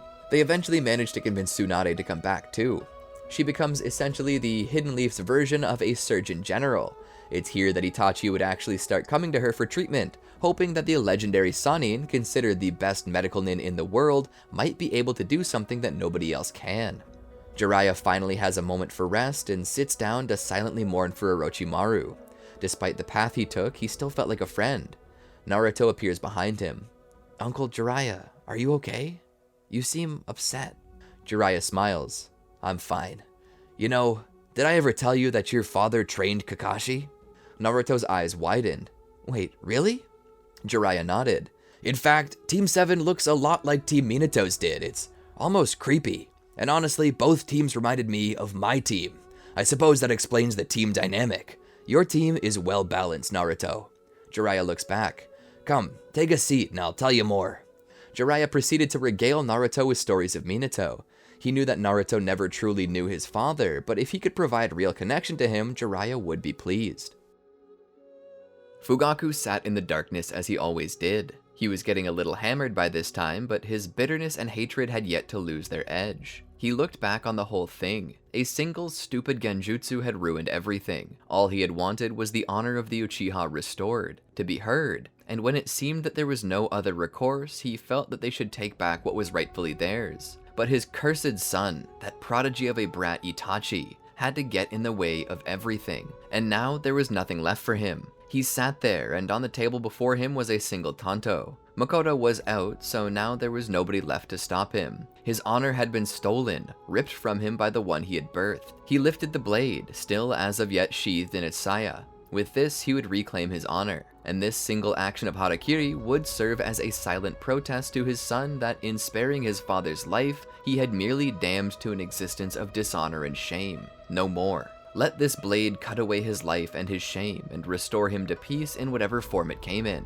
Suddenly, his ears picked up a sound, the sound of a foot dragging across the tatami carpet. Fugaku had always been proud of his sensory abilities, but at this moment he sensed nothing, not a hint of chakra, yet his ears told no lies. Someone was there. He stood and unsheathed his tanto. "Who's there?" A gruff voice from across the room spoke as it sat in a chair by the window, blowing smoke from a pipe into the outside air. "I would ask if you wanted me to show myself, but I highly doubt that's possible for you." Fugaku heard the voice. He lifted 3 shuriken, each one wedged between his fingers. He threw them at the source of the voice. "Begone, Danzo Shimura. I have nothing to say to you." Danzo didn't even move. He just watched as the 3 shuriken buried themselves into the wood with 3 audible thunks. "Always off the mark. Of course, you are the same even with your eyes." Fugaku snarled. "Have you come to witness my shame and laugh, you old fool?" Danzo laughed a bit. "Your shame does bring me pleasure, but alas, I'm not here. I'm here to stop you from making a mistake." "The only mistake was not locking my door," Fugaku said.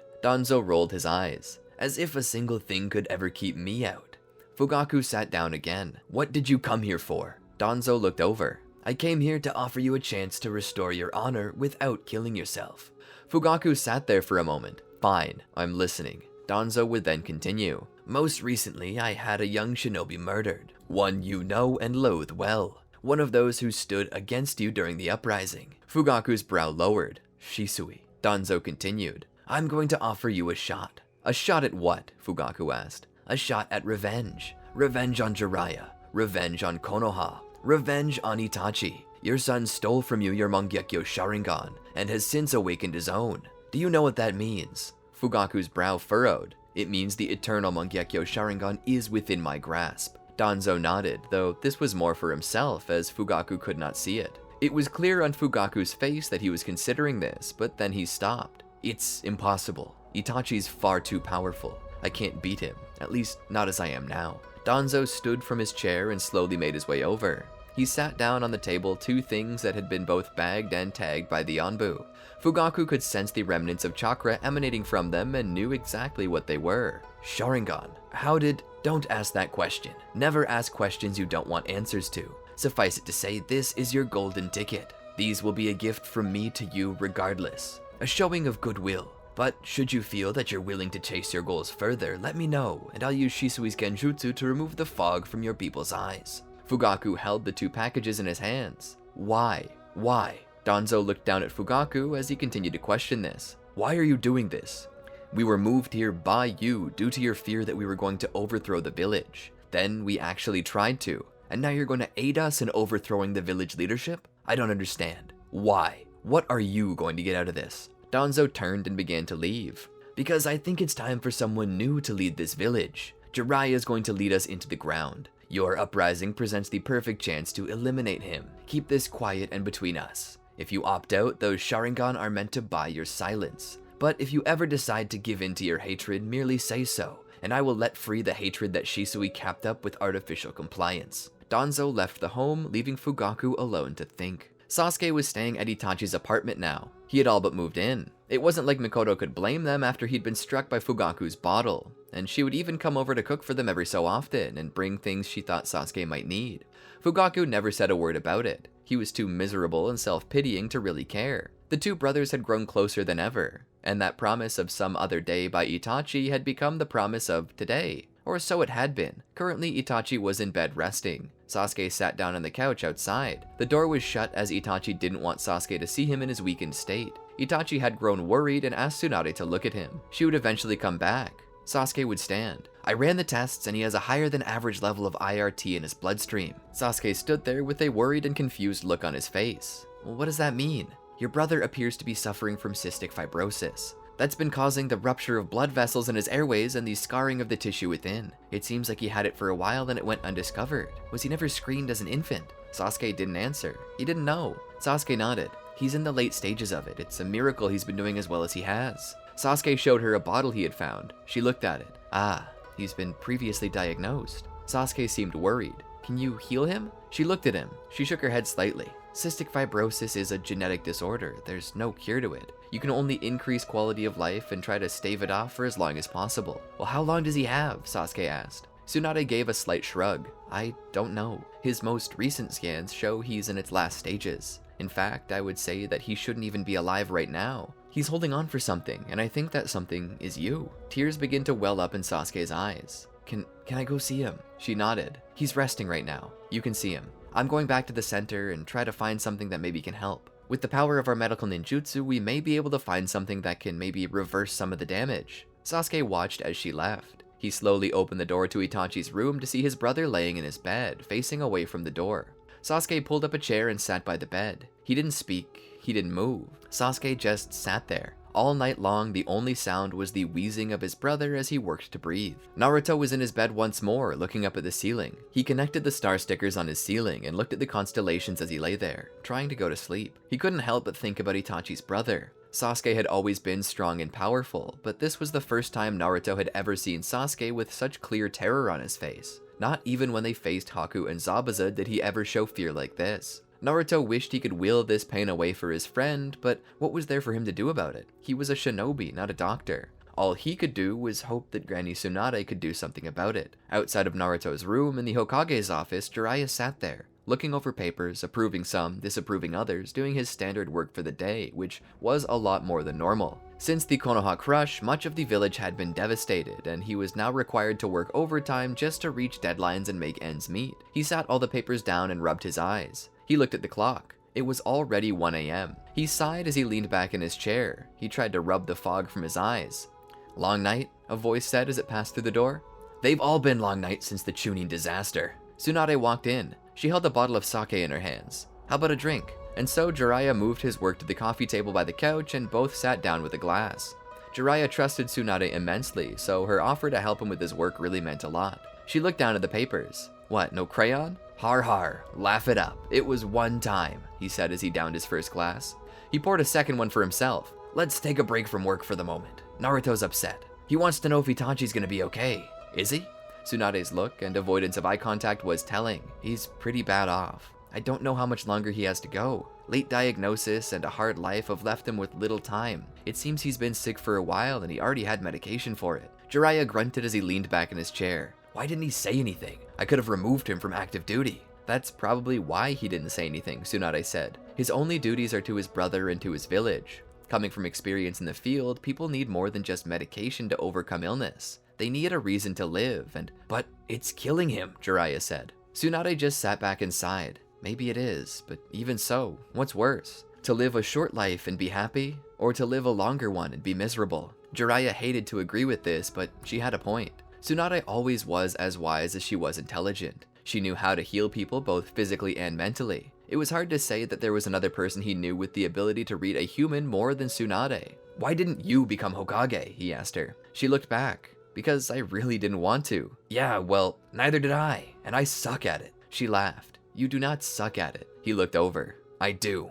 Let me count the ways. There was the Iwa War, the Ninetales attack, the Hyuga incident." She scoffed. "You don't suck. You're a good Kage."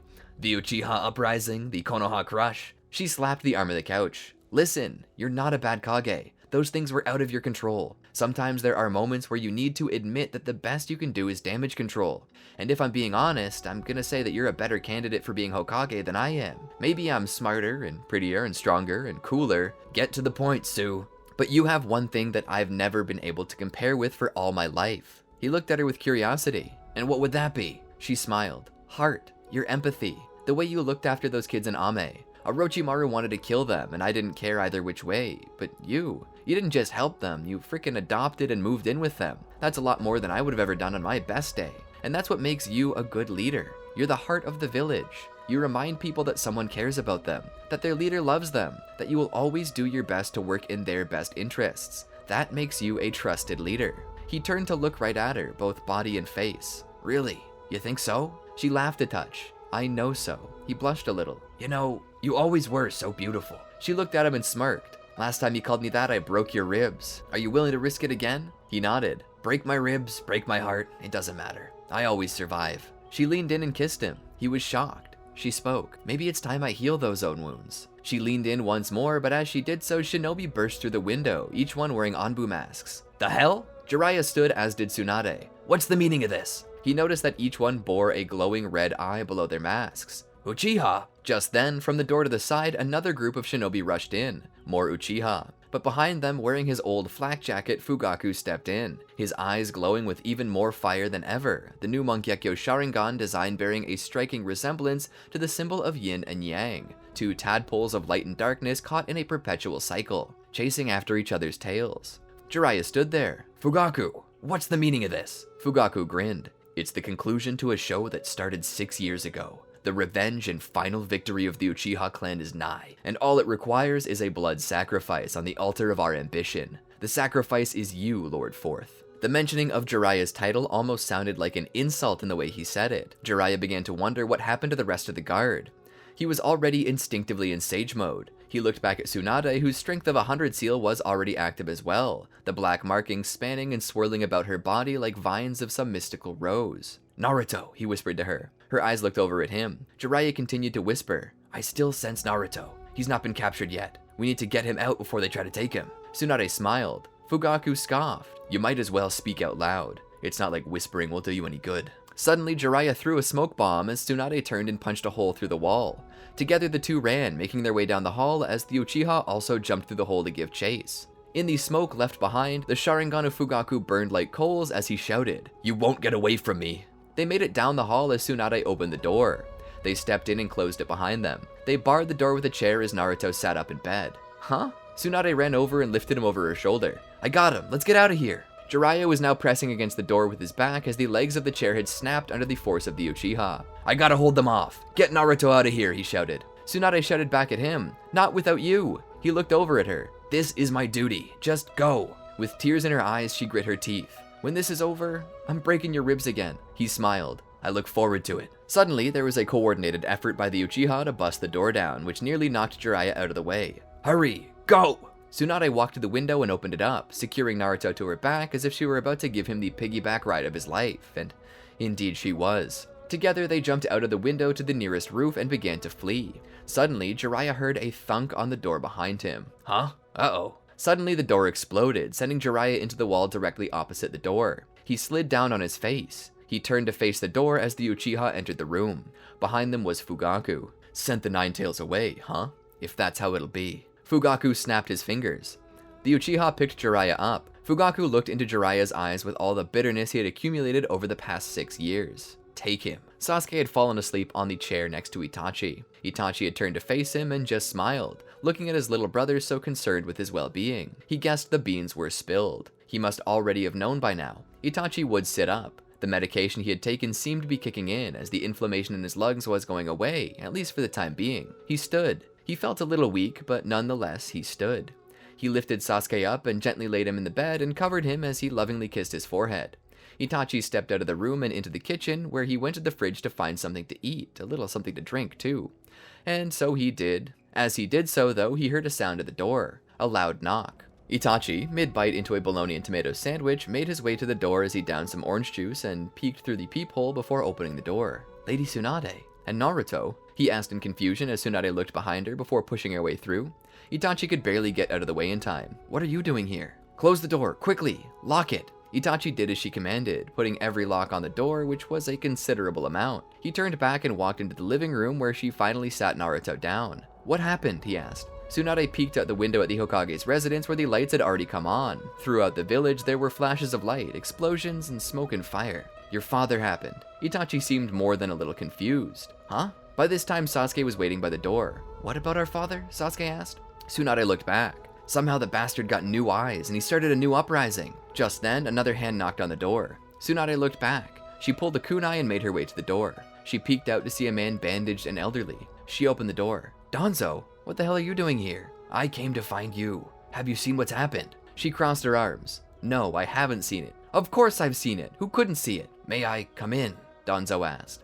Tsunade stepped aside to let him in. Danzo walked a little deeper. He looked to Sasuke and Itachi for a moment before stopping by the window, peeking through the blinds as the village became a war zone. "Apparently Fugaku snapped. He stole a set of Sharingan from his subordinate and forced Shisui to undo his Kodo Amatsukame before disposing of him. I warned Jiraiya that this is only a temporary fix, but he wouldn't listen. Now the uprising is back on." Tsunade stood there for a moment. "So what do we do then?" Danzo looked back. "I have the entire Root Division and the Loyalists in Anbu currently coordinating at the mountain base just beyond that ridge. We're going to launch a counteroffensive soon, and we can't do anything until we save the 4th Hokage." Tsunade was surprised. "Jiraiya's alive." Danzo pulled out a VHS tape. "This was provided by Fugaku."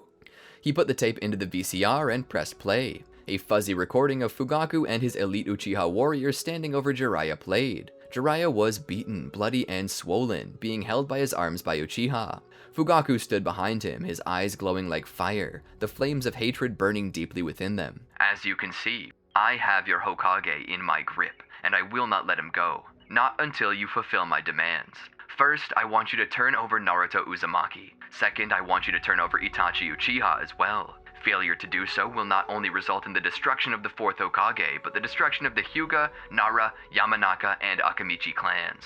This is non-negotiable. Have them presented to the Hokage's office by sunrise, or we'll destroy the entire village as Madara Uchiha once attempted." The video then shut off. Tsunade smashed the television with her fist. "This is bullshit. He's demanding we turn over Naruto just to cement his place as ruler of the village? Why don't we just use Naruto to destroy him?" Naruto just sat there listening. Danzo then spoke. It's because he's currently holding Hiyashi Hyuga, Shikaku Nara, Inoichi Yamanaka, and Choza Akamichi hostage. These are the most powerful clan heads in the village. Without them, we really don't have a village. If we don't turn Naruto over, he's going to kill them and exterminate their clans. Tsunade, still fuming, continued. If we hand them over to that bastard, we still won't have a village. Danzo raised his hands. Easy. I never said I disagreed with you.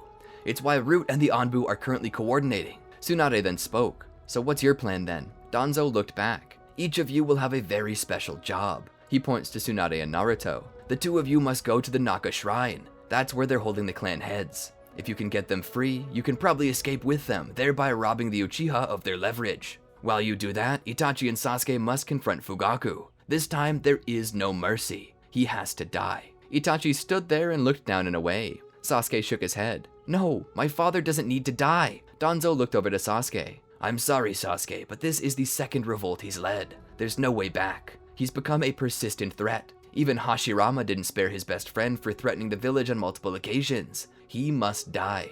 Itachi looked back. No, I'll do it. Sasuke should stay back. I don't want him to have that blood in his hands. Sasuke shook his head again. No, Itachi, you're sick. You can't. Itachi turned around and knelt down. This is all my fault. I was too weak to kill my father, our father, before. And because of that, the village is suffering. I must make amends. Stay here. I don't want you to have blood on your hands. He then looked back at Tsunade. Naruto can't go on that mission in PJs. I've got an extra outfit for Sasuke in the other room. He can wear that. Maybe it'll help him blend in better behind enemy lines. Tsunade nodded and let Naruto go off to get changed. Itachi, on the other hand, stood and grabbed his gear. He stood and looked back at Sasuke for a moment. Sasuke possessed a look of terror on his face.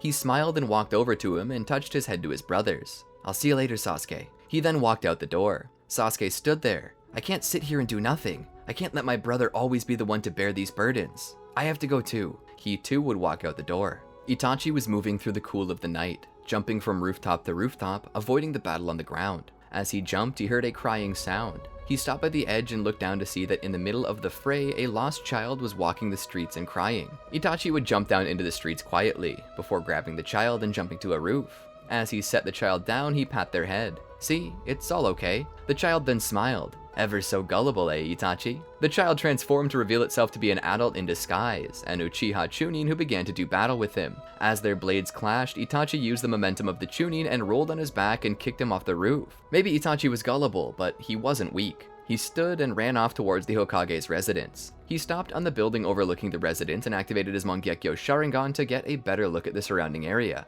What do you see? Sasuke asked. Itachi nearly fell over and raised a fist. He let out a breath that he'd been holding in. Damn it, Sasuke, don't sneak up on me. You almost gave me a heart attack. Sorry, Sasuke said as he looked over the side of the building. He then looked over. Itachi then spoke as he sat up. What do you see? Sasuke scanned the area. Most of the forces are on the ground. The roof has little to no guard on them. That's our ticket inside. Itachi nodded. Good plan. They would then, the both of them, jump onto the power lines and begin to make their way across it to the other side. Once on the other roof, they began to enter. At that time, they met up with the Anbu and Root, both of whom were going to help them with the extra forces. They made their way in and began to head down. As they did so, they would encounter many Uchiha warriors, but the Anbu and Root would clear a path. Sasuke and Itachi would run towards the Hokage's office.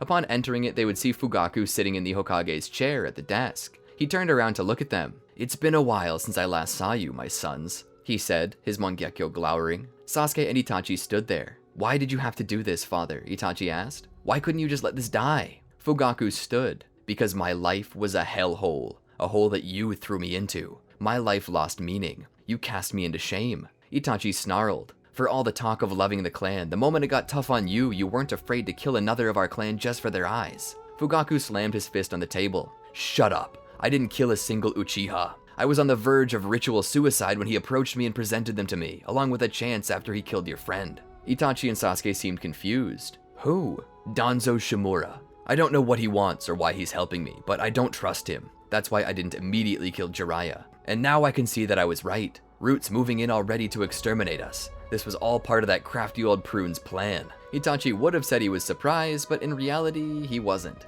He never trusted Danzo. Sasuke spoke up. Father, it's not too late. If you just tell the village about Danzo, you'll be pardoned for any wrongdoings, especially if Koto Amatsukami's involved. Fugaku scoffed. Yeah, as if I want to waste time with that. All I want right now is to kill Itachi and take the Eternal Mangekyo Sharingan for myself. He stepped beside the desk and prepared an attack. Itachi put his hands out in front of Sasuke. There's no talking him out of this. All we can do now is our duty. Stay back. I won't let you stain your hands with his blood. Fugaku smirked. You think I'm gonna let you win again? I took it too easy on you last time. This time though, you're dead. A son of mine you are no longer. Now we're just two warriors with a score to settle. Now, if you're ready for your ultimate fate, then follow me to the roof. Fugaku jumped out the window and began to run up the side of the building to the roof of the Hokage's residence, where they would have plenty of room to fight. Itachi put his hands on Sasuke's shoulder. Stay here. I'll go. Try and find Jiraiya. Itachi then stepped out of the window and made his way to the roof just as Fugaku had bidden.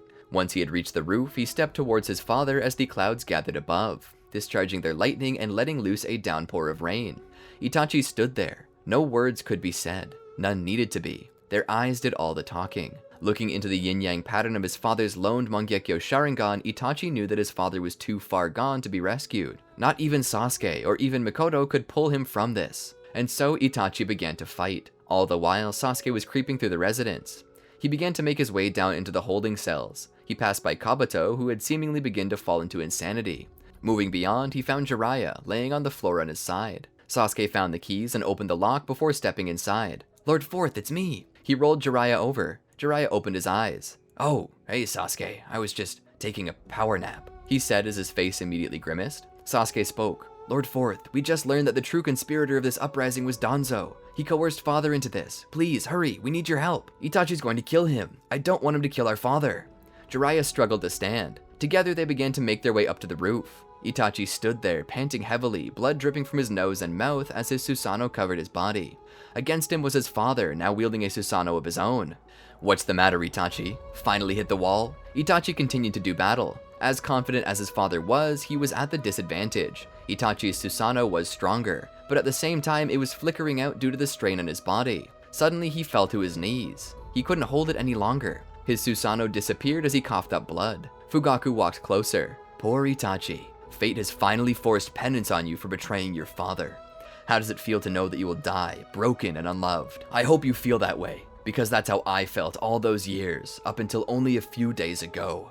Itachi looked up. You're an idiot. I loved you with all my heart. I had been commanded to kill you, but I found the only other solution that resulted in your survival. But I suffered because I loved you, and would have rather seen you live life blinded than not at all. Fugaku looked down on him. You should have killed me. That was your biggest mistake. At that moment, Jiraiya and Sasuke appear on the roof. Sasuke runs over and covers Itachi with his body. Please, father, enough! Please, father, enough!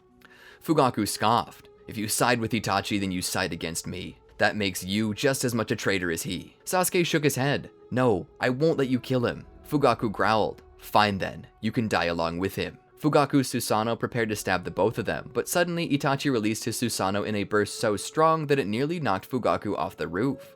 He held on just barely by his fingers. Itachi vomited blood and wheezed as his Susanoo faded. He looked at Sasuke and smiled. Are you okay, little brother? He asked through labored breaths. Sasuke nodded. I am. You are too. Just rest. I can do the rest. Itachi looked at him. You'll have to. I'm fried. Sasuke helped him. Please, Itachi, don't die. Itachi kissed Sasuke's forehead, leaving behind only blood in the shape of a kiss mark. I will always be with you. And in that moment, Itachi fell forward. There he died. Sasuke was full of so much sorrow. He cried to the skies as lightning crackled throughout. Fugaku slowly began to pull himself up, but as he did so, he looked to see Sasuke standing over him. Sasuke looked down, eyes glowing as a Mangekyo Sharingan formed in them. These eyes showed no pity or love. Fugaku saw Itachi and then looked up at Sasuke once more. Let's not be hasty, Sasuke. It's me, son. Sasuke looked down on him. I have no father. Suddenly, he set Fugaku alight with Amaterasu before kicking him off the side of the building. At that moment, both Root and the Anbu swept the village. There was no saving them as all Uchiha were under Danzo's genjutsu. All Uchiha that night perished save for Sasuke himself. As the battle drew to a close though, Jiraiya would immediately put Danzo under arrest for treason and would have him executed. Root would be officially disbanded and once more peace would return. Sasuke would stand before the grave of his brother as the sky let off light rain. Behind him, Naruto would put his hand on his shoulder and stand there. Together, the two would look down at the grave, paying their respects.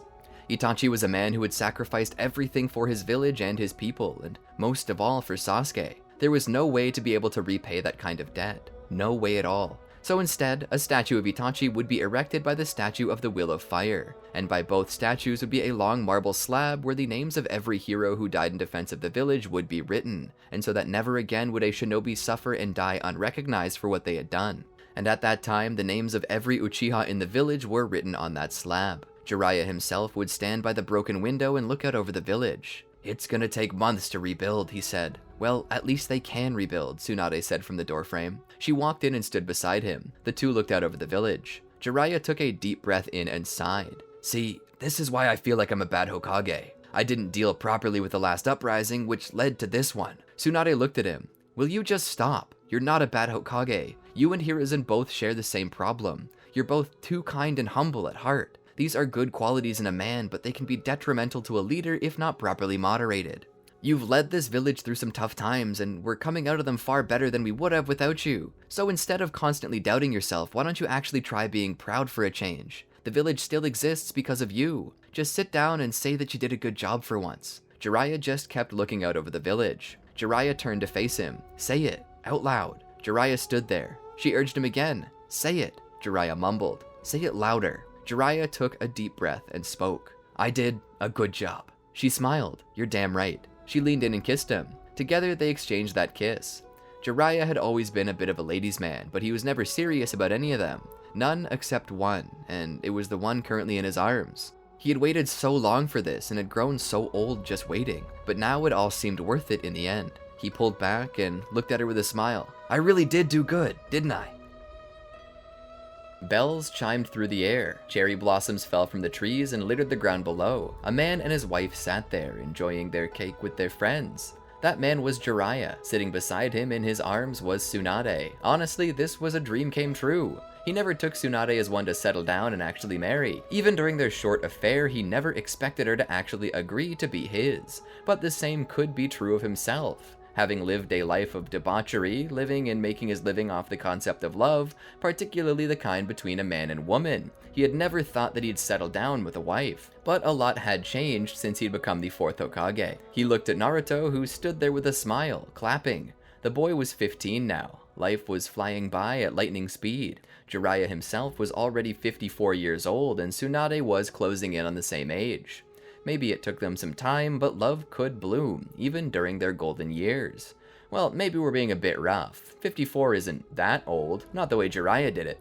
And you'd hardly be able to tell from Tsunade, who didn't seem a day over 33. Sasuke was also there. He stood by Naruto, offering his Kage a gentle smile as to show that Jiraiya's happiness was Sasuke's happiness. There was a lot of love buried in those eyes of his, whether it was because Sasuke had planted it himself or merely the residual love residing within Itachi's Sharingan transplanted into Sasuke's head to form the Eternal Mangekyo. Man, getting Sasuke to agree to that was like pulling teeth. Jiraiya was willing to accept whatever decision the boy made, but upon finding Itachi's will, Sasuke, reading a letter from his brother, decided to make use of them. Itachi had claimed that he wanted to protect Sasuke forever and to see the world as he saw it, to live on within Sasuke, and to be able to say that he was always watching over him, no matter what. This was the last gift Itachi gave Sasuke, and it was enough for Sasuke to always feel his love. On some occasions, Sasuke stated that he felt like Itachi was in the room with him, and in moments of strife on mission, he claimed to hear Itachi's voice guiding him, to feel his hand guiding Sasuke's. And this was possible. Eternal Mangekyo Sharingan occurred when two people of blood relation, both bearing Mangekyo Sharingan, traded eyes. The chakra within would mix, and that would generate stronger eyes. If Itachi's chakra was swirling around inside of Sasuke, then it was possible that Itachi was in there somewhere too.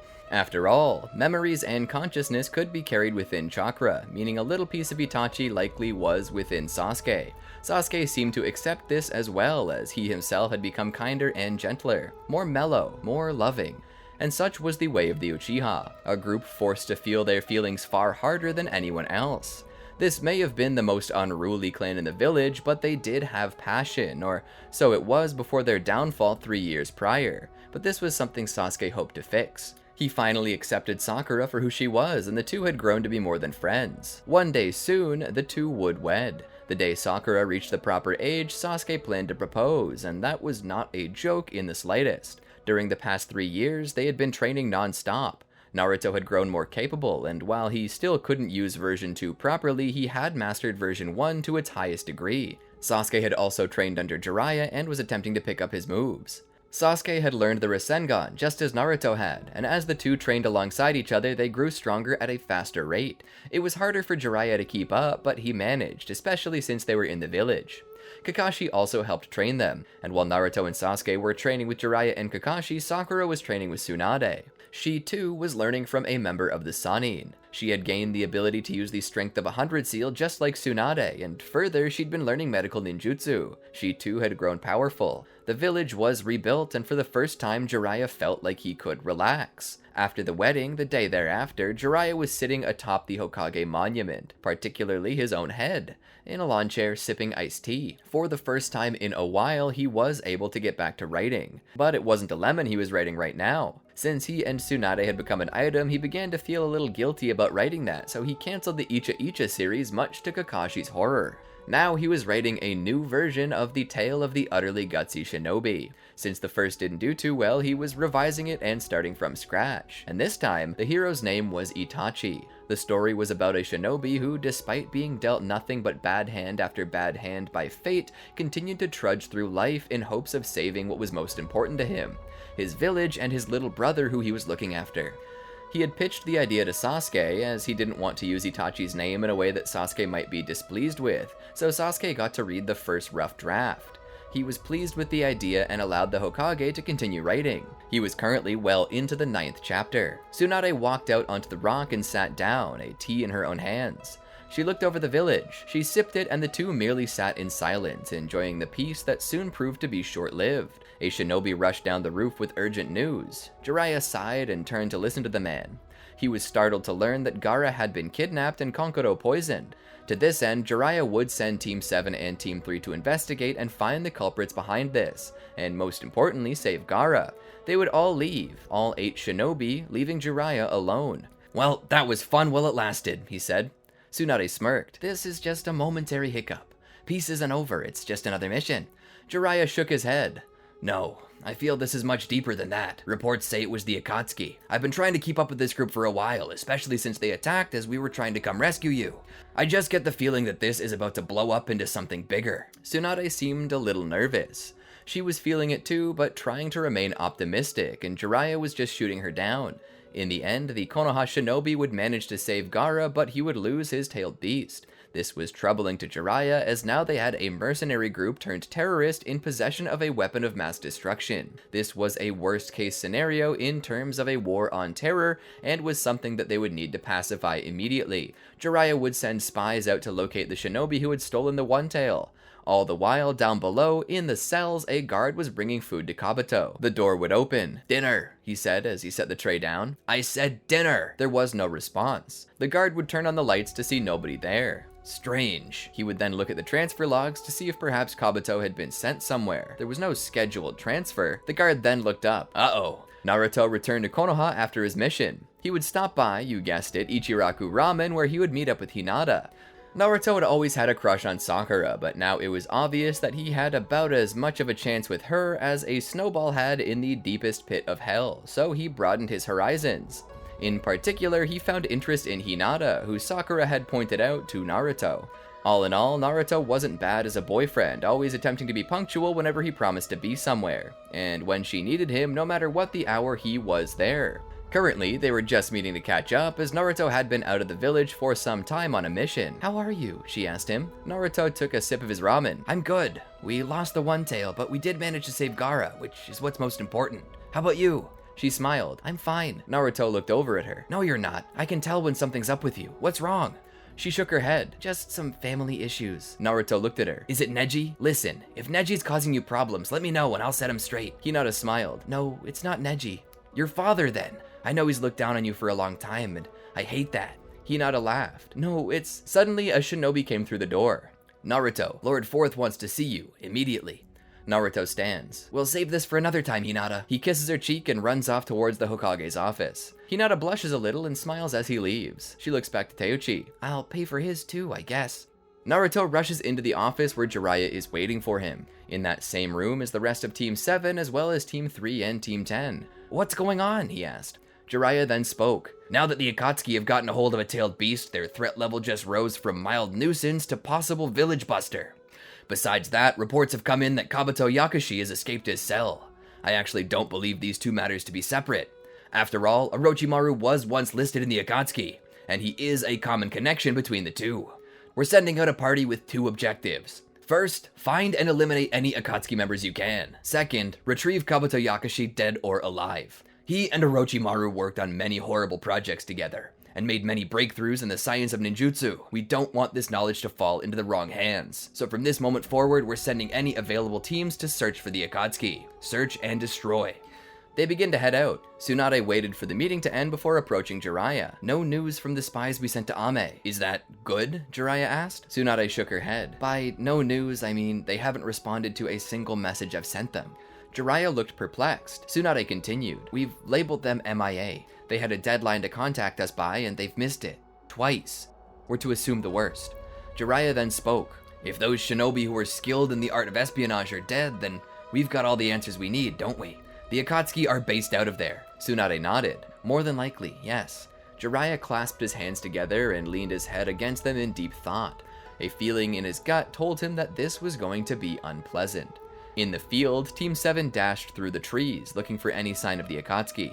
They took Kabuto, which means they likely want him for his information, Asuma said as he dashed through the air alongside Team 3 and Team 7.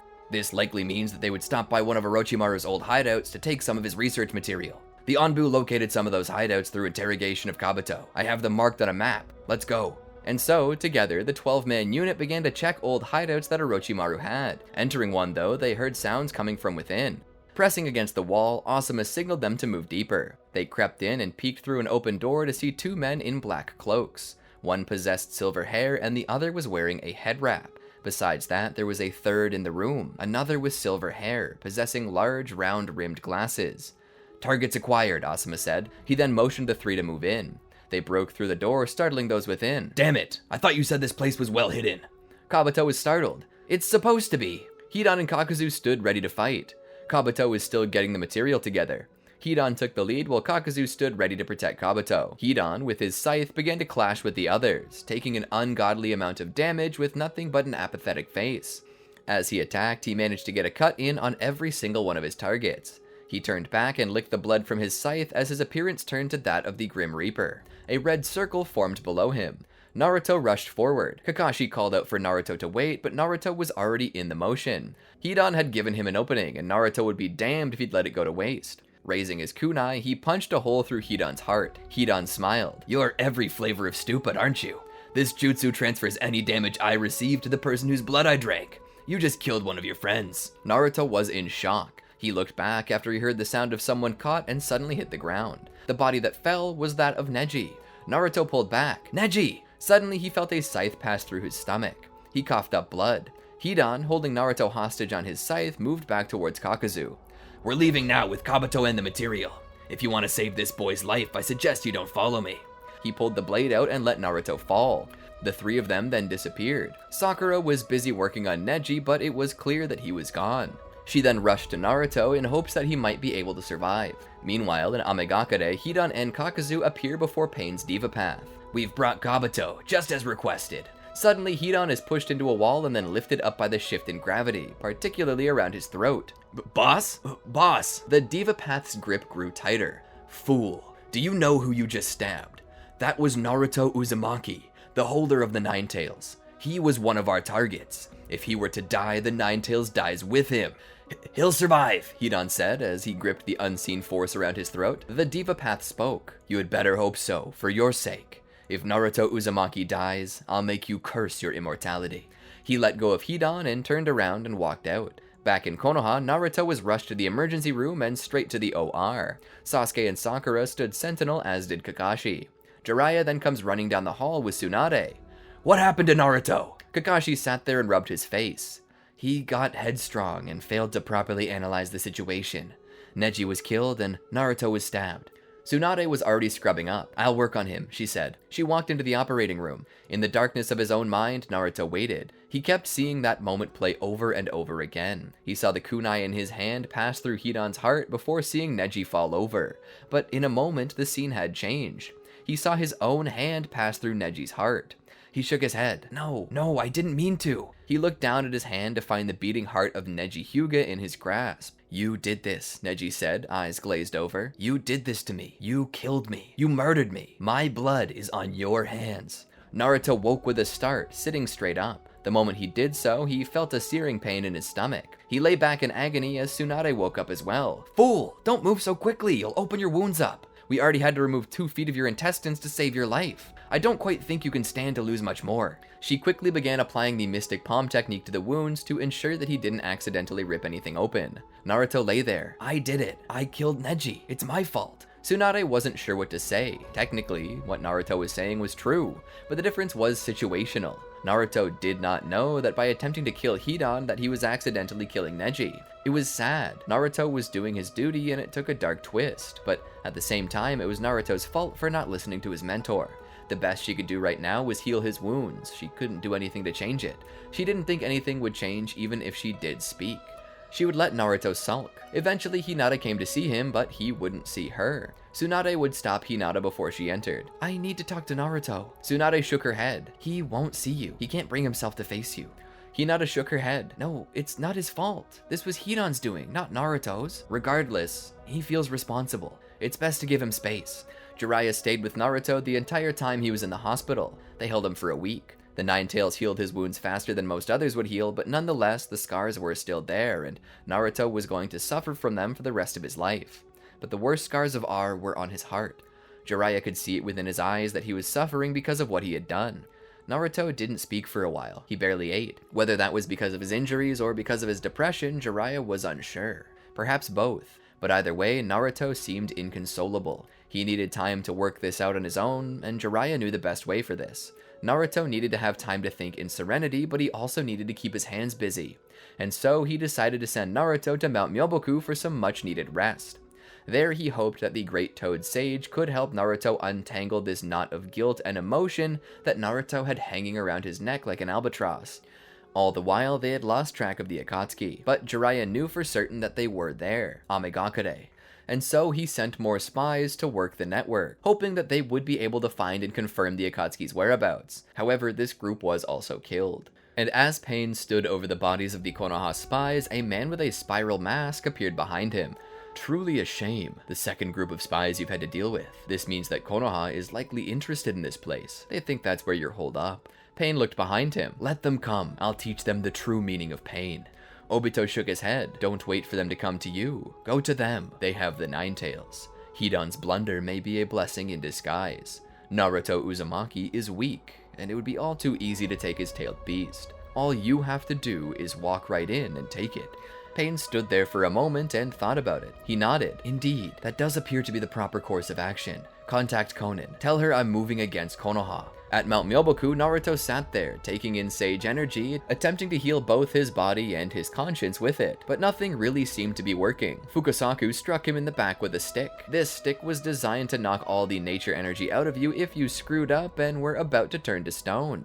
Naruto hit the ground and just lay there for a moment. "Your mind is unbalanced. Your heart is unbalanced. Because you're unbalanced, so too is the nature chakra." Naruto sat there for a moment. "I'm sorry, old man Toad Sage." Fukasaku looked at his face. He looked defeated. Seeing the scars on his belly from the fight with Hidan, he knew that this boy was messed up bad, both body and mind. "Perhaps it's best that you speak with the great honorable geezer about this." Naruto would be brought down before Gamamaru. Naruto sat before the old Toad Sage, who looked down on him with the kindest smile. "Who is this boy again?" "It's Naruto, Gama," Shima said. Gamamaru smiled. "Oh yeah, I remember now. He seems so sullen. What's the matter with him?" "He was hurt, both body and soul. His actions accidentally led to the demise of a friend." Gamamaru's smile faded. "How tragic. What does the boy have to say for himself?" Naruto opened his mouth to say something, but the words eluded him. Gamamaru's smile once more returned with understanding. "Take your time. I'm not going anywhere." Naruto then spoke. "I was headstrong. I didn't listen to Kakashi-sensei when he told me to stop. I was trying to defeat an enemy and didn't know he had cast some curse on Neji. I killed my friend because all the damage done to Hidan was sent to Neji. I might as well have stabbed him myself." "Did you mean to do it though?" Gamamaru asked. Naruto shook his head. Gamamaru continued. "Sometimes we need to make tough choices, particularly in your line of work. Nobody ever comes out of this kind of life without at least one regret. You attempted to do your duty and were fooled. Naruto looked up, tears resting on his bottom eyelid. If I had listened to Kakashi, if I had remembered my training, then this wouldn't have happened. Gamamaru nodded in understanding. Indeed, you were headstrong, but such are the choices we often make. You're young, it's just how you are. It's funny, the older we get, the less time we have, but sometimes the more patient we get. The reason being is that we realize that life, despite being a race, is not a race of speed. It's not a sprint, and it's not about finishing ahead of anyone else. It's not about beating anyone else. It's about finishing the race at all. Life is a marathon, and if you run it too fast, you'll burn yourself out before you get to the end. Sometimes slow and steady really does win the race. It's wisdom that comes with age. They say that youth is wasted on the youthful, but I don't think so. Life is a process of learning, and sometimes lessons are hard. You're learning that now. The old and wise are always willing to share their wisdom. The young are brash and unwilling to listen, but that's par for the course, because we were all young once, and we all wasted our youth according to the old adage. Naruto looked up. What's this supposed to mean? Are you saying I should forgive myself because I'm stupid? Gamamaru stroked his chin. Where was I going with this? Oh. What I'm trying to tell you, Naruto, is that you made a mistake, but it doesn't define you, and you shouldn't let it define you. Was what you did bad? Yes. Can you go back and change it, even if you want to? No. You bear guilt over it because you're a good person, not because you're bad. If you were bad, you wouldn't care. It's good for you to hold this guilt in your heart. You are an instrument of unfair fate and things above your current comprehension. And while it's good for you to understand the gravity of what you've done, you need to ask yourself, where do I go from here? You can sit there and sulk and cry over spilt milk, but if you do, you'll miss out on life just like your friend. You'll be unable to help and save others who would otherwise die without you. Don't shut down and hide. Neji died, but you did not die with him. So instead of letting the guilt kill you, decide to live your life in place of Neji. Let the world receive a double portion of your light to make up for the light that burned away too quickly. Decide to forgive yourself and move forward. A Hokage often has to grapple with mistakes and will always have to crawl over the bodies of those they've sent to die. It's better that you learn that lesson now while you still have room for trial and error, rather than when you become Hokage and need to move quickly regardless of the consequences. Naruto listened to his words and nodded. I understand, great sage. I'll try my best. And so for a while longer, Naruto continued to train on the mountain. That was until word reached him that Konoha was under attack by Pain. Using the reverse summoning method, he teleported himself back to Konoha, where he witnessed both Sasuke and Jiraiya fighting against these 6 paths of pain. Jiraiya was getting worn down, and already his body had been perforated quite a few times by chakra rods. Sasuke was doing far better than Jiraiya, but simply could not get close. Naruto would rush to Jiraiya to be with him and let him tag out to tend to his injuries. Pain would look at him. The prodigal son returns. I had thought you'd abandoned this place and died in shame somewhere in the wilderness. Naruto's eyes displayed the markings of a toad sage. Like hell, I've come to do what Neji wasn't allowed to do. I've come to defeat you, the Akatsuki you lead, and bring peace to the world. Naruto rushed in with a Rasengan. Diva used universal pull to drag Naruto closer. Naruto tried to strike Pain with it, but Pain slid under the strike and sent Naruto crashing into Sasuke, striking him with the Rasengan. Sasuke hit the ground in a daze. Watch where you're going, bonehead. Naruto stood and continued to fight against Pain. Sasuke joined in. He made use of his Chidori to both clear a path and chip away at Pain's defenses, while Naruto came up the rear. Naruto managed to get the drop on Diva Path, striking him in the chest with a Rasengan, knocking him back. From behind, the other paths of Pain attacked, but Sasuke defended him by casting a Matarasu to blanket the area and cut off the path's ability to get close. Naruto would focus on Diva while Sasuke continued to face the other paths. It was then that Sasuke would be grabbed by the Preta Path, who would attempt to drain his chakra. But before it could take too much, Hinata came in with a strike to its head. She stood back to back with Sasuke, ready to defend his rear as he would do for her. As Naruto fought against Pain, the strain he was putting on himself was catching up. He fell to his knees and coughed up blood, feeling his heartbeat deep in his stomach. His body still hadn't healed, and it was showing now. Pain looked down at him. This can all be avoided. If you freely offer your tailed beast to me, I will be gracious and spare what's left of your village and its people. Naruto looked up, wiping the blood from his mouth. And let you put that pain on all the other villages? No. This pain is mine to bear. I won't let anyone else bear it. Pain almost seemed to smile. Noble. But I suppose you just haven't felt enough. When you feel the kind of pain I am capable of, you'll be begging for someone else, anyone else, to bear it instead. He kicked Naruto back. Naruto rolled and caught himself. He took a few deep breaths to try and catch a second wind. He smiled. Round 2. He put his fingers together and 2 shadow clones bearing Rasengan of their own went charging ahead of him. Naruto stood and followed suit, but each of the shadow clones he made were struck and poofed away. Pain would kick Naruto to the ground. Foolish Ninetales. If you will not submit, I will show you pain. 3 chakra rods appeared in the air near Pain. He aimed them over at Hinata and fired them. Hinata only had enough time to see them coming, but not to react. She felt the warm splash of blood, her eyes having gone wide to see that Naruto had jumped in the way, the 3 rods perforating his stomach. He coughed up blood and wheezed as he fell to the ground. Hinata and Sasuke came to his side. Hinata gripped his hands as Sasuke began to pull the rods out. Naruto cried out as each one was removed. Sasuke began to utilize the Mystic Palm technique as best he could. Sakura had shown him how, but he wasn't on the same level as her. He was merely capable of first aid. Naruto's eyes were dim and his life was slowly fading. Hinata shook her head. No, Naruto, don't go. I love you. He smiled. I love you too. I'm sorry I killed Neji. She shook her head. You didn't mean to. I know you didn't. It's okay, I forgive you, and Neji would too. Naruto began to slip. Hinata shook her head. Naruto, hold on, please. You can't die. I can't do it alone. Naruto's eyes closed. Naruto, wake up. You can't leave me now. I'm pregnant. Sasuke looked up at her in shock. She gripped Naruto's hand and cried into it. Sasuke kept pushing more of his own healing chakra into him, and as he did so, there was a spark. Something golden. At first, Sasuke didn't notice it, but as it happened more often, it caught his eye. Suddenly, Naruto stood up. His body was covered in golden chakra, and black orbs circled about. Sasuke stood. What happened? Naruto looked at his hands. He seemed to have some strange reaction to Sasuke's chakra for some reason. He looked over to Sasuke. Your chakra. It mingled with mine and made something wicked awesome. Naruto, wanting to test the limits of this power, looked to Sasuke and touched him, transferring some of his own chakra to Sasuke and mixing it together with him. Suddenly, Sasuke's eyes evolved into Rinnegan. Pain stood there in awe and anger. Even if you possess the same chakra as I, the same powers, I have more experience. The 6 paths rushed Naruto, Sasuke, and Hinata. They all stood there covering each other's flanks. As each path of pain came in, it was destroyed by Naruto's, Sasuke's, and Hinata's attacks. Hinata stood there in awe. How Naruto had gained this ability was a mystery to her. As they fought, they managed to push Pain back, and with one final blow, they managed to destroy the last path of Pain. After that, they rushed to Jiraiya, who had been wounded and was on the ground, bleeding out. Naruto pressed his hand to Jiraiya and used Yin-Yang release to heal his wounds. Jiraiya sat up and saw Naruto. What is this? Naruto looked down. I'm not sure, but whatever it is, it's the same thing Pain had. Jiraiya looked at them both. It's like you've each become the new Sage of 6 Paths. Jiraiya's hand beckoned for theirs. They raised him up to his feet. Jiraiya took one of the chakra rods. Naruto looked to him. What are you doing? Jiraiya looked back. There's a 7th body, the true Pain. My former pupil, Nagato. Using Sage Mode, he located Nagato's position and went there with Naruto, Sasuke, and Hinata.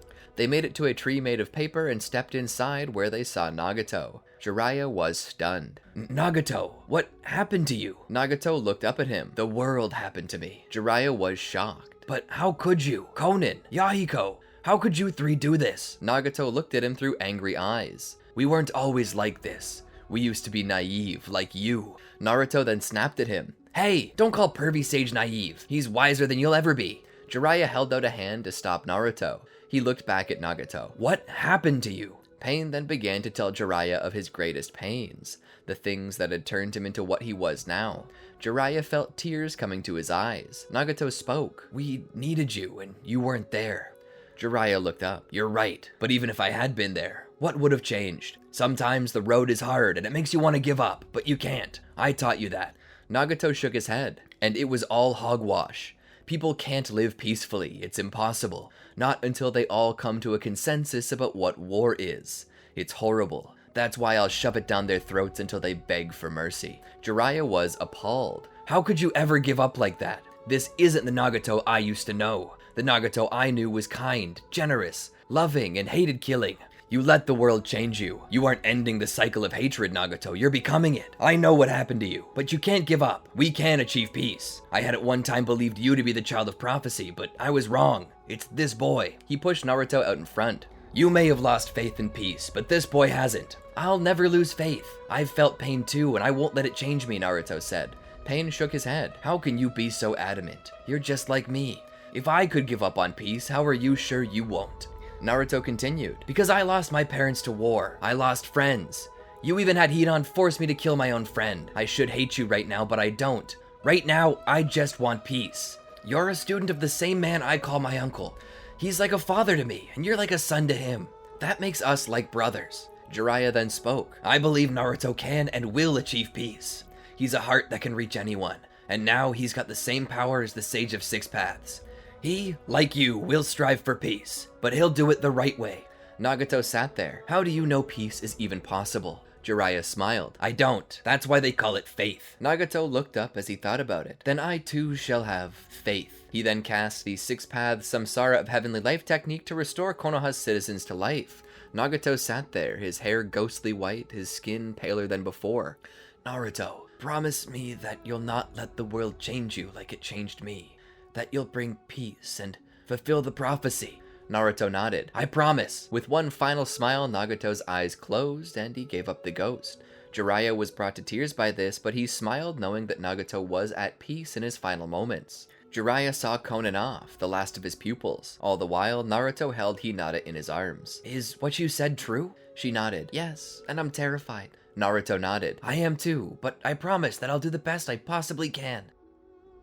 Naruto stood there with Hinata in his arms. They were standing just outside of the Hyuga compound. They embraced each other lovingly. They didn't speak, they just enjoyed the moment they were sharing. As they hugged, Naruto noted the smell of the shampoo she used. It gave her the scent of strawberries with a hint of cherry.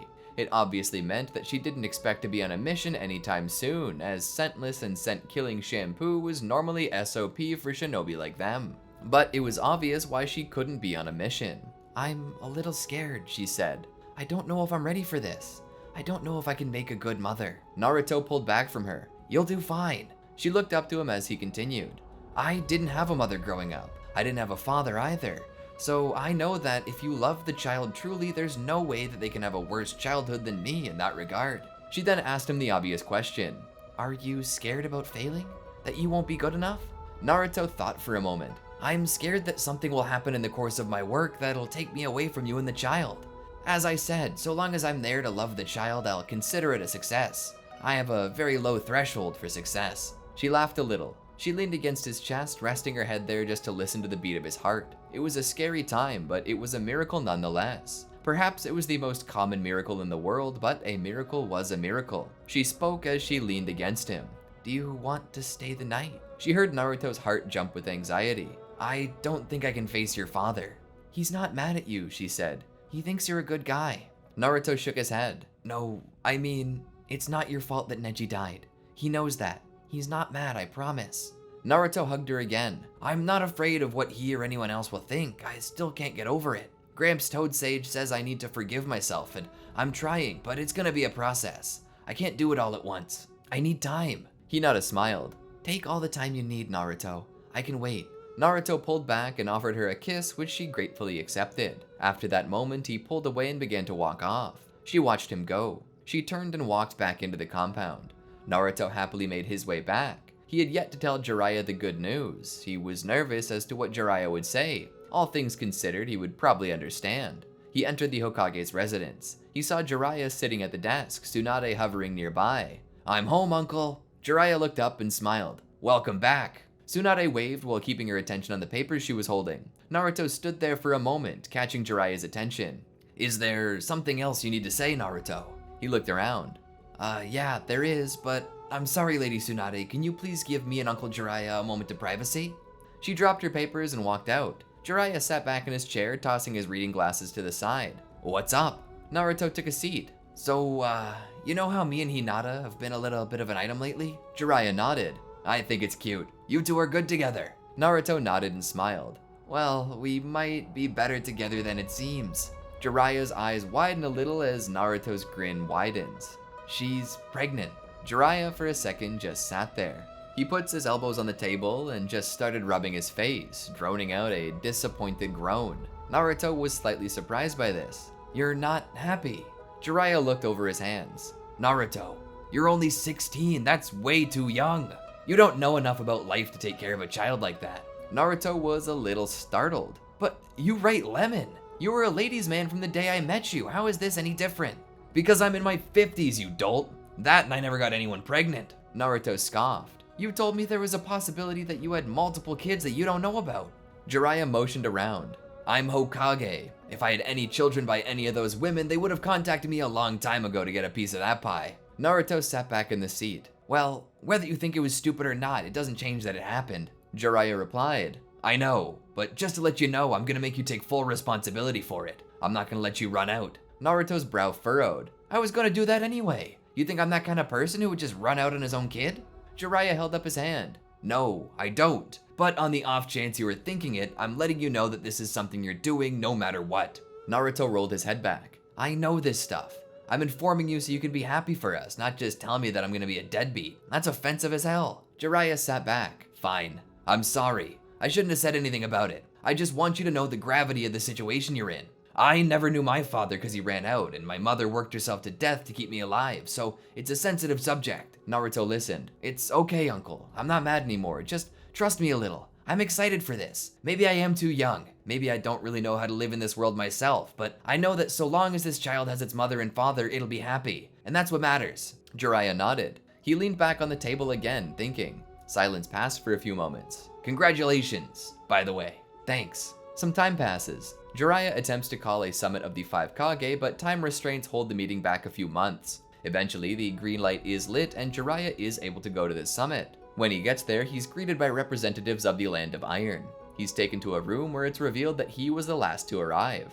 The other Kage seemed disappointed with the fashionably late sannin, but Gaara seemed pleased to see him. Gaara had truly changed since his younger years, likely as a result of Naruto's involvement with his rescue. Naruto had an uncanny ability to make a friend out of anyone. This was an ability Jiraiya wished he could do as easily. All the while he sat there thinking about it, he couldn't help but recall what Naruto had said about how soon he would be a father. It was possibly because of the fact that Naruto could befriend anyone, specifically his naivete, that gave Jiraiya concern. Naruto was going to have to change quickly. He needed to be ready for his position. For what reason were we called, 4th Hokage? Jiraiya suddenly cleared his head so that he could focus. Just recently, my village was attacked by the Akatsuki, who attempted and failed to take our tailed beast. I know that many of you have already lost your tailed beast to the Akatsuki, which is why I called you here. I believe we should launch a united front to stop the Akatsuki. And what exactly does that entail? Asked the Tsuchikage. It means that we have to coordinate, share information, allow hunter-nin from other nations passage through our land without harassment. We need to unite against this threat or we'll never beat them. They're a military power without borders whose true location remains a mystery. Gaara nods. I pledge my cooperation to this endeavor. As a previous victim of the Akatsuki and as a former Jinchuriki, I realize how important it is to protect ourselves and our tailed beasts from imminent attack. I will do everything in my power to cooperate. The other Kage seemed less than pleased with the idea. And how do we know this isn't a ploy, or won't be used by other nations to spy on our capabilities? The Raikage asked. How do we know that this won't eventually lead to war and the annihilation of our village? Jiraiya thought about it. That was a good point. The villages didn't get along, and it would only be so long until another war broke out. So how could they possibly be sure that they wouldn't find themselves the targets of spies? Jiraiya answered it simply. We can't be sure. This endeavor requires trust, and that means opening ourselves up to risk for the greater good. You're free to hide anything not pertaining to the Akatsuki, and other nations and villages would be expected to respect that. The other Kage continued to think. Fine, that sounds like a fair idea. Jiraiya smiled as he clapped his hands and rubbed them together. Great, now let's get to work on exchanging information about the Akatsuki and strategizing. Suddenly, a strange voice chimed in.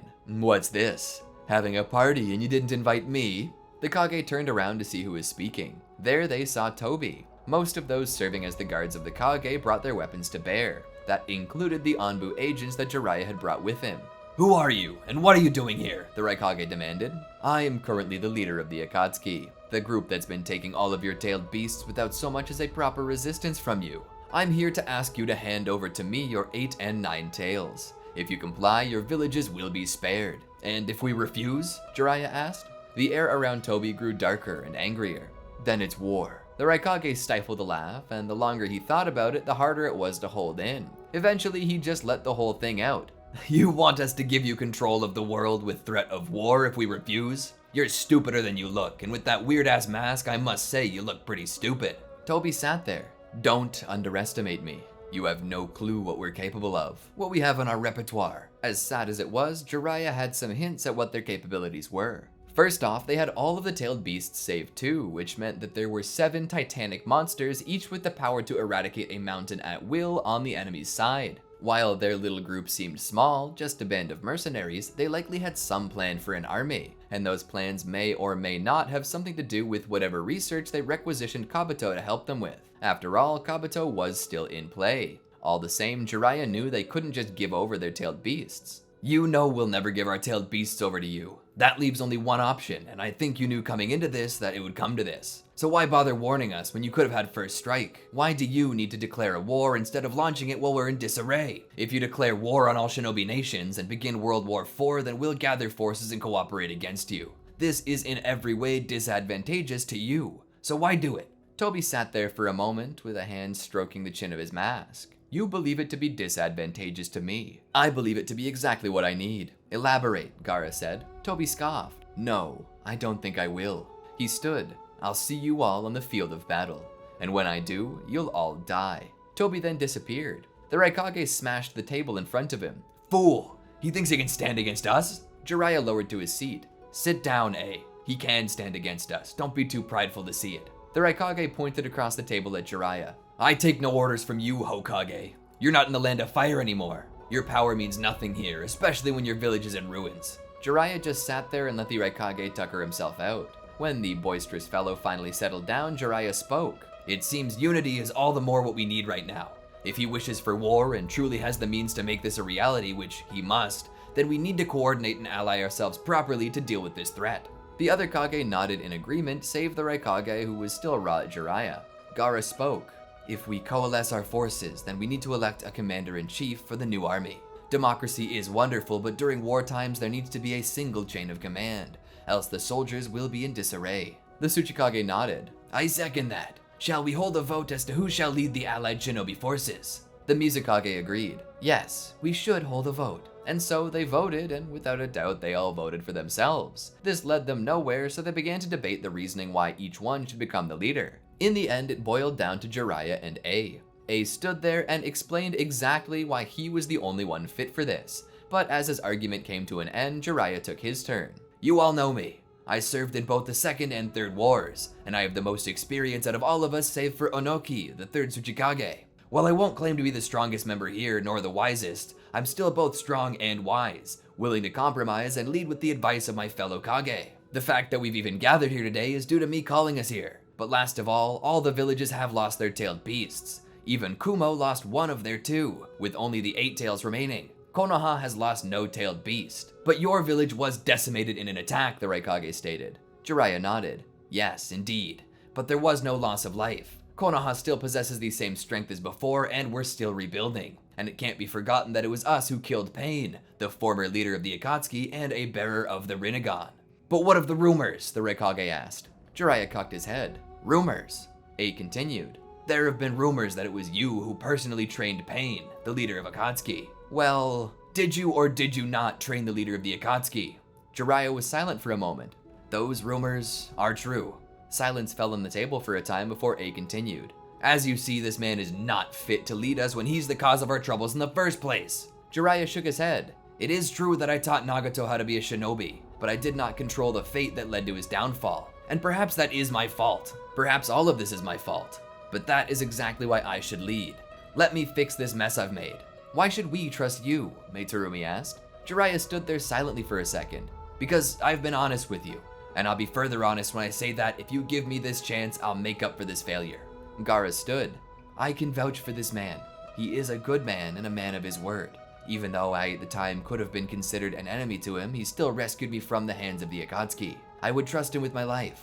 Mei raised her hand and waved it downward slightly so as to calm Gaara. Nobody's questioning if Jiraiya here is a good man. We are merely attempting to decide if he's good enough to lead us. Onoki then spoke. The only thing we can do now is hold another vote. All those in favor of A as the commander-in-chief, raise your hand. The votes were cast. And those in favor of Jiraiya, raise your hand. The votes had been cast. The new leader of the allied shinobi forces would be Jiraiya. The Raikage smashed his fist into the table. Jiraiya was shocked that the vote went his way. He quickly smiled and bowed. Thank you for your confidence. I promise I will not betray your trust. And from there they began to discuss the next course of action. The first thing they set out to do was send Naruto and Killer Bee away to some island for what they would say would be training, but truly it was just to protect them. Naruto considered that this might be the case when he realized that Hinata was coming with him. After all, why would they send a pregnant woman on a training expedition? As the boat drew closer, Hinata's seasickness grew worse and worse. Naruto was there for the entire time though. She was already showing by this time, and it was increasingly obvious that she was growing closer to having a baby. It had already been pegged as a boy. Hinata spoke to Naruto about this as she lay in his arms, and he comforted her from seasickness. "When the baby comes, what should we name him?" Naruto thought for a moment. "I want to name him something special, something fitting." She looked at him. "Do you have anything in mind?" Naruto thought about it. "I had one in mind. I was thinking Boruto." Hinata's brow furrowed. "Boruto? Why that name?" Naruto began to explain. "Boruto because it sounds a little like my name, but also because the root meaning of his name would be bolt, which would be in reference to the root meaning of Neji's name, which means screw." She slowly nodded in understanding. "It's a tribute." Naruto nodded as well. "Yeah, I don't want us to forget Neji, so I want our son's name to be in reference to him." Hinata smiled. "Boruto, I like that." It wasn't much longer until they reached the Turtle Island. Once they docked, Naruto helped Hinata off, and he was eventually introduced to Killer Bee. They had a rocky start, but eventually Bee came to like Naruto quite a bit, and the two began training together, with Bee showing Naruto how to control his tailed beast mode. But that required Naruto to battle the darkness in his own heart, and at this time, Naruto had a lot of darkness in his heart. While he hadn't been hated for what happened like in the original timeline, he did have a lot of guilt, lack of confidence, and fear. His guilt culminated in what he had allowed to happen to Neji, as well as his fear and lack of confidence based in that he had gotten Hinata pregnant before either of them are really ready, afraid that she might lose her life in childbirth, and fear that he would not be a good enough father to his son. While he did say he set the standards low, it didn't mean that he didn't want what was best for his son, and deep down he was worried he'd be unable to provide. It was only through Hinata's help and comfort that Naruto was able to conquer these darknesses he had within his heart. And once he had, he was able to enter the temple and train to gain control of Kurama. But unbeknownst to him, somebody else was on the island. Kisame Hoshigaki, a member of the Akatsuki. With his blade Samehada, he took a fair amount of chakra from both Naruto and Killer Bee. He explained that he didn't need to present the whole beast to make the Ten Tails awaken, merely a small amount was enough to do the job. So Kisame made his escape. Yamato had been in charge of watching over Naruto and Killer Bee, but when Naruto informed him that they had to leave to join the war, Yamato had no choice but to accept. Naruto made a good point that their forces could use the help of their tailed beasts during the war. Besides, what was Yamato going to do to stop them?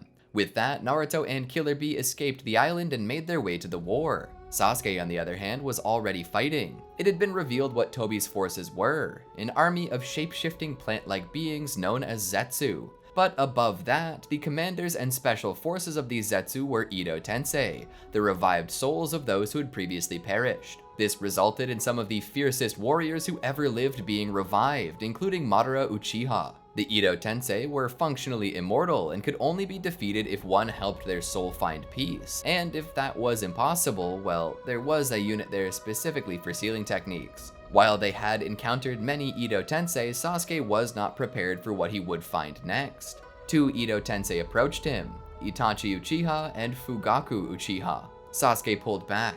No way. It can't be. Itachi looked to Sasuke. I'm sorry it has to be this way. Know that I love you still, and that any actions I take here against you are not of my own volition. Fugaku stood there. It isn't of my own volition either, but even if I had my will, I would still do it. Blinded by my firstborn, killed by my second. I'm a father of Judases. The two Edo Tensei launched their attacks at Sasuke. Fugaku used his Susanoo, and Itachi utilized his Amaterasu against Sasuke. Sasuke turned, and with his Kagutsuchi managed to negate the flames coming at him. Itachi would then utilize his own Susanoo. Sasuke's eternal Mangekyo Sharingan glowing in his eyes would suddenly awaken his own Susanoo against the two of them.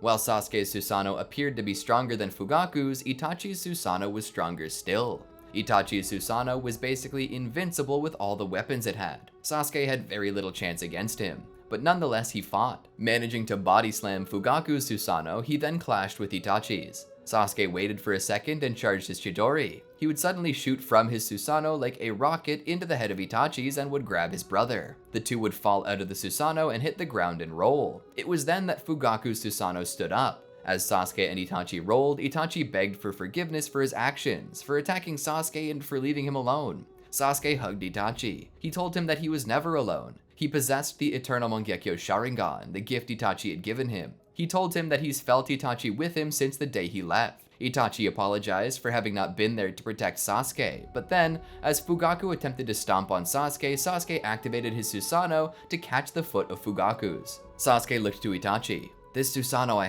I have it because of you. I can use it without drawbacks because of you.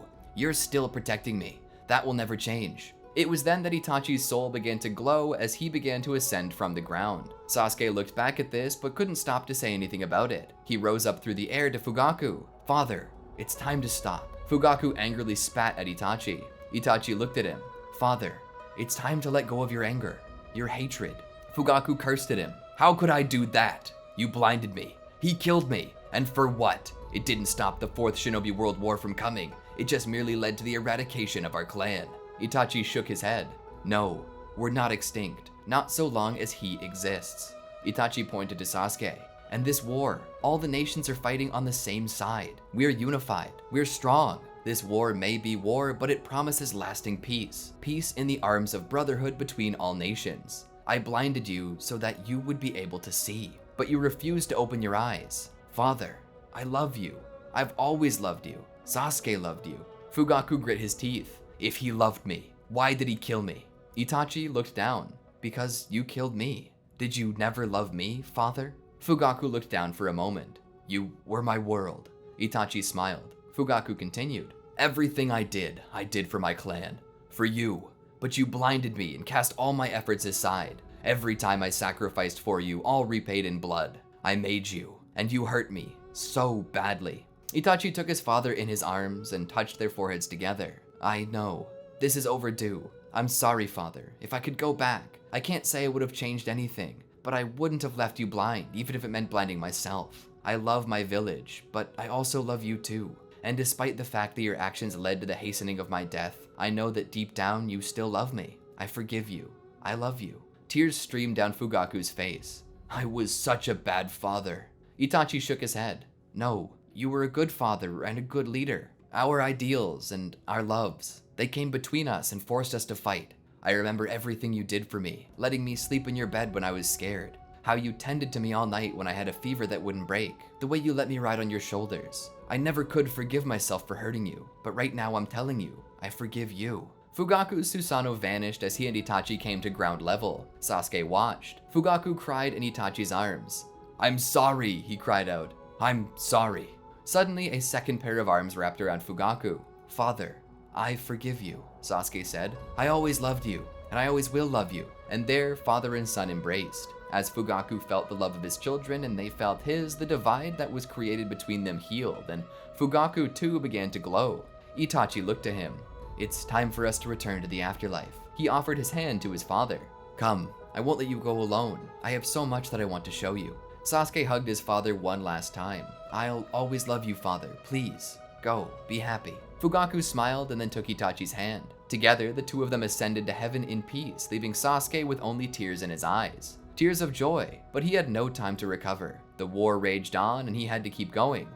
And so the allied shinobi forces, now with Naruto and Killer Bee in their ranks, pushed on until they reached the location of the Geto statue. There stood Tobi before the husk of the Ten Tails. Tobi fed it the samples of the 8 and 9 tails, which caused it to begin moving again. Tobi turned around. Behold, your ultimate defeat. The allied shinobi forces rushed them, but Madara was leading the Zetsu army against them. He was currently the only Edo Tensei yet living, if it could be called that. Nevertheless, his strength surpassed all other Edo Tensei by a great amount, and he alone on the battlefield was enough to turn the tide in the favor of Tobi. Oh, how Madara loathed the hijacking of his plan by his own subordinate. But he supposed that this is what would happen when you trust everything to someone you hardly know. And so, despite breaking himself free of Kabuto's control, he remained in service of Tobi.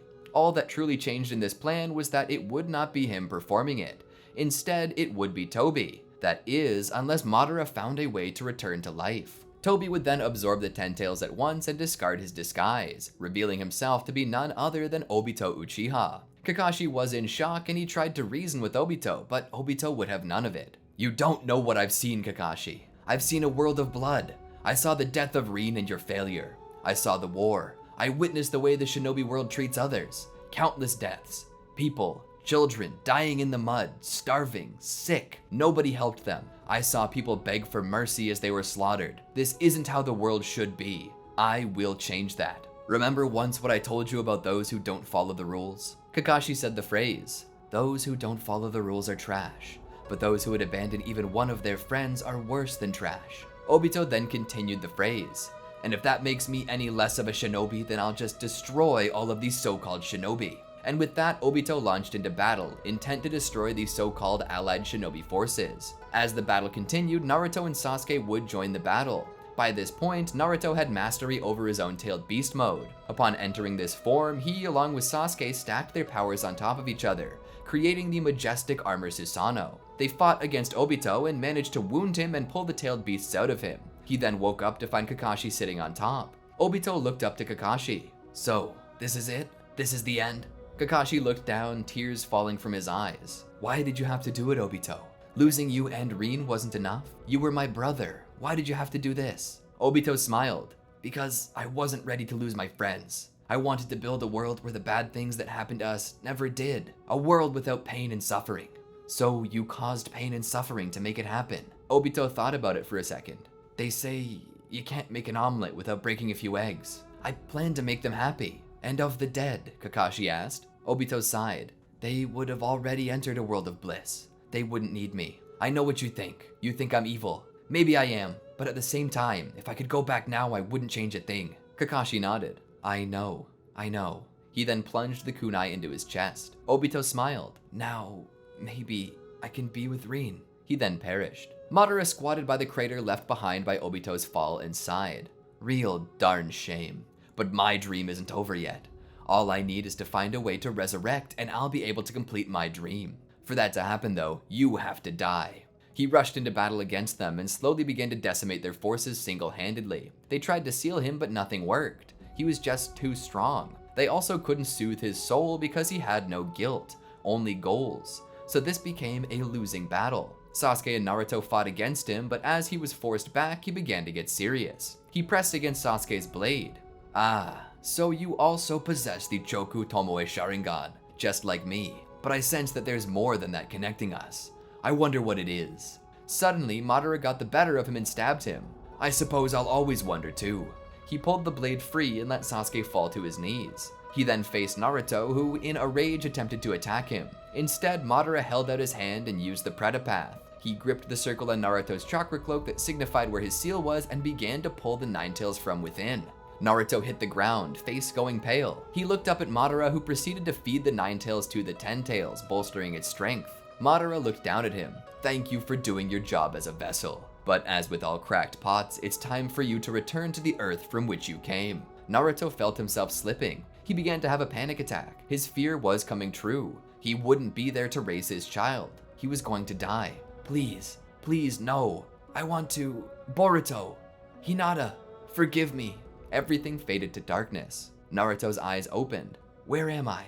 Am I dead?" "No, not yet," a voice said. "But you soon will be if something does not change." Naruto stepped forward. "Who are you?" An old man hovering just above the surface of the water looked to him and smiled. "I am the Sage of Six Paths, Hagoromo Otsutsuki." Elsewhere, Hinata was still on the Turtle Island. She didn't know how or why, but she knew that Naruto was hurt and in trouble. Tears came to her eyes. "Naruto." She then grabbed the wall as she felt acute pain in her stomach. She was going into labor. She cried out. Yamato came to her aid. "What's wrong, Hinata?" She looked at Yamato. "I think the baby's coming." Yamato grew pale. What am I supposed to do? I've never delivered a baby before." He helped her onto his shoulders. "We gotta look for a doctor or something." Back on the battlefield, Madara was walking. Each step he took, the army of shinobi before him took one step back. He felt that if he kept walking at this pace, he could walk them all the way back to Konoha. But he didn't care to do that. What he truly wanted to do was obliterate them, and find the one who possessed the 8 Tails and take the entirety of that from him. But where did he get off to? Madara suddenly came at them, his body flickering with speed as he crashed into the allied shinobi forces. All the while, Killer Bee had snuck off to where Naruto was laying. "Naruto, you can't go yet," he said as he came down to his knees. "Octobro, you just gotta give Naruto some of the sauce, you dig?" "Don't call me Octobro, Bee. Just give him some of your chakra, fool, you fool. A tentacle came from Killer Bee's hand and forced its way down Naruto's throat. Bee cut the tentacle free. Naruto suddenly revived with a gasp. He gagged and coughed. What was that? Killer Bee smiled. Some life-saving sushi, fool. Listen, Naruto. Madara's about to drop some real mad bars on the allied shinobi forces. You gotta get out there and deal that hoe some fire. Naruto stood. Not yet. I gotta go help Sasuke real quick. He stood and ran. Bee called out. Hey! Hurry your ass up, cause time is ticking away. Naruto ran to Sasuke and saw that he was bleeding. He turned Sasuke over and looked down. Naruto saw the sun mark on his hand. He pressed it against Sasuke's wound and suddenly it healed. Sasuke opened his eyes, one of them a Rinnegan now. Come on, Sasuke. I know you're tired, but we've gotta stop Madara. Sasuke nodded and stood. Together they attacked Madara. Naruto assumed his 6-path Sage mode and Sasuke's Rinnegan awakened into its 6th Tomoe state. They attacked Madara. Madara turned and was surprised at the speed and power they now possessed. They struck him and sent him flying 100 feet. He skid to a stop. Impressive power-up. But alas, you forget that you're fighting an immortal being. You'll run out of chakra eventually. I never will. Madara ran at them. Naruto nodded to Sasuke. They ran forward and reached out with their hands. They touched Madara with the sun and moon mark, which Madara at first didn't notice. Suddenly though, he felt a powerful pull of gravity pulling any nearby earth to him, forming a celestial body as big as the moon, all of which crushed Madara as it ascended into the sky and deep into space. Thereafter, they would free all the tailed beasts from the 10 tails. Naruto would reabsorb the 9 tails and the other tailed beasts would be redistributed to their original villages. But before anyone could celebrate, word came in that Hinata was going into labor. Naruto began to panic. Sasuke looked to him. Don't worry, just tell me where you want to go. Sasuke would open a portal and allow Naruto to go through. Jiraiya sat outside and waited. Naruto had scrubbed up and was now in the room with Hinata. Jiraiya heard the screaming and remembered why he was never interested in having kids. He didn't think he could do that to a girl he loved. But eventually the cries of Hinata were replaced by the cries of a child. Eventually the doctors came out and told Jiraiya that it was okay to enter. Jiraiya would stand and walk in to see Naruto and Hinata cradling their child, a boy named Boruto. Jiraiya couldn't help but smile. He pat Naruto's back. He's a handsome fella. Musta got it from Hinata's side. Naruto laughed. He then kissed Hinata. You did so well, Hinata. She smiled. I can't take all the credit. He's half yours. Naruto smiled. He lovingly stroked the child's pink skin. I promise I'll do good by you. And from there, Naruto continued to grow stronger as a shinobi as the years passed them by. He and Hinata would eventually marry and have a second child. All the while, Jiraiya continued to grow older. A time finally came where Jiraiya felt that the Leaf was ready for a new leader. He turned to Naruto. Naruto, I believe it's time for me to finally retire. It's time for a fresh view and new leadership. I believe you're the man for the job. Will you replace me and take your place as 5th Hokage? Naruto was shocked by this, but he was so happy. It had always been his dream. Naruto nodded. I will.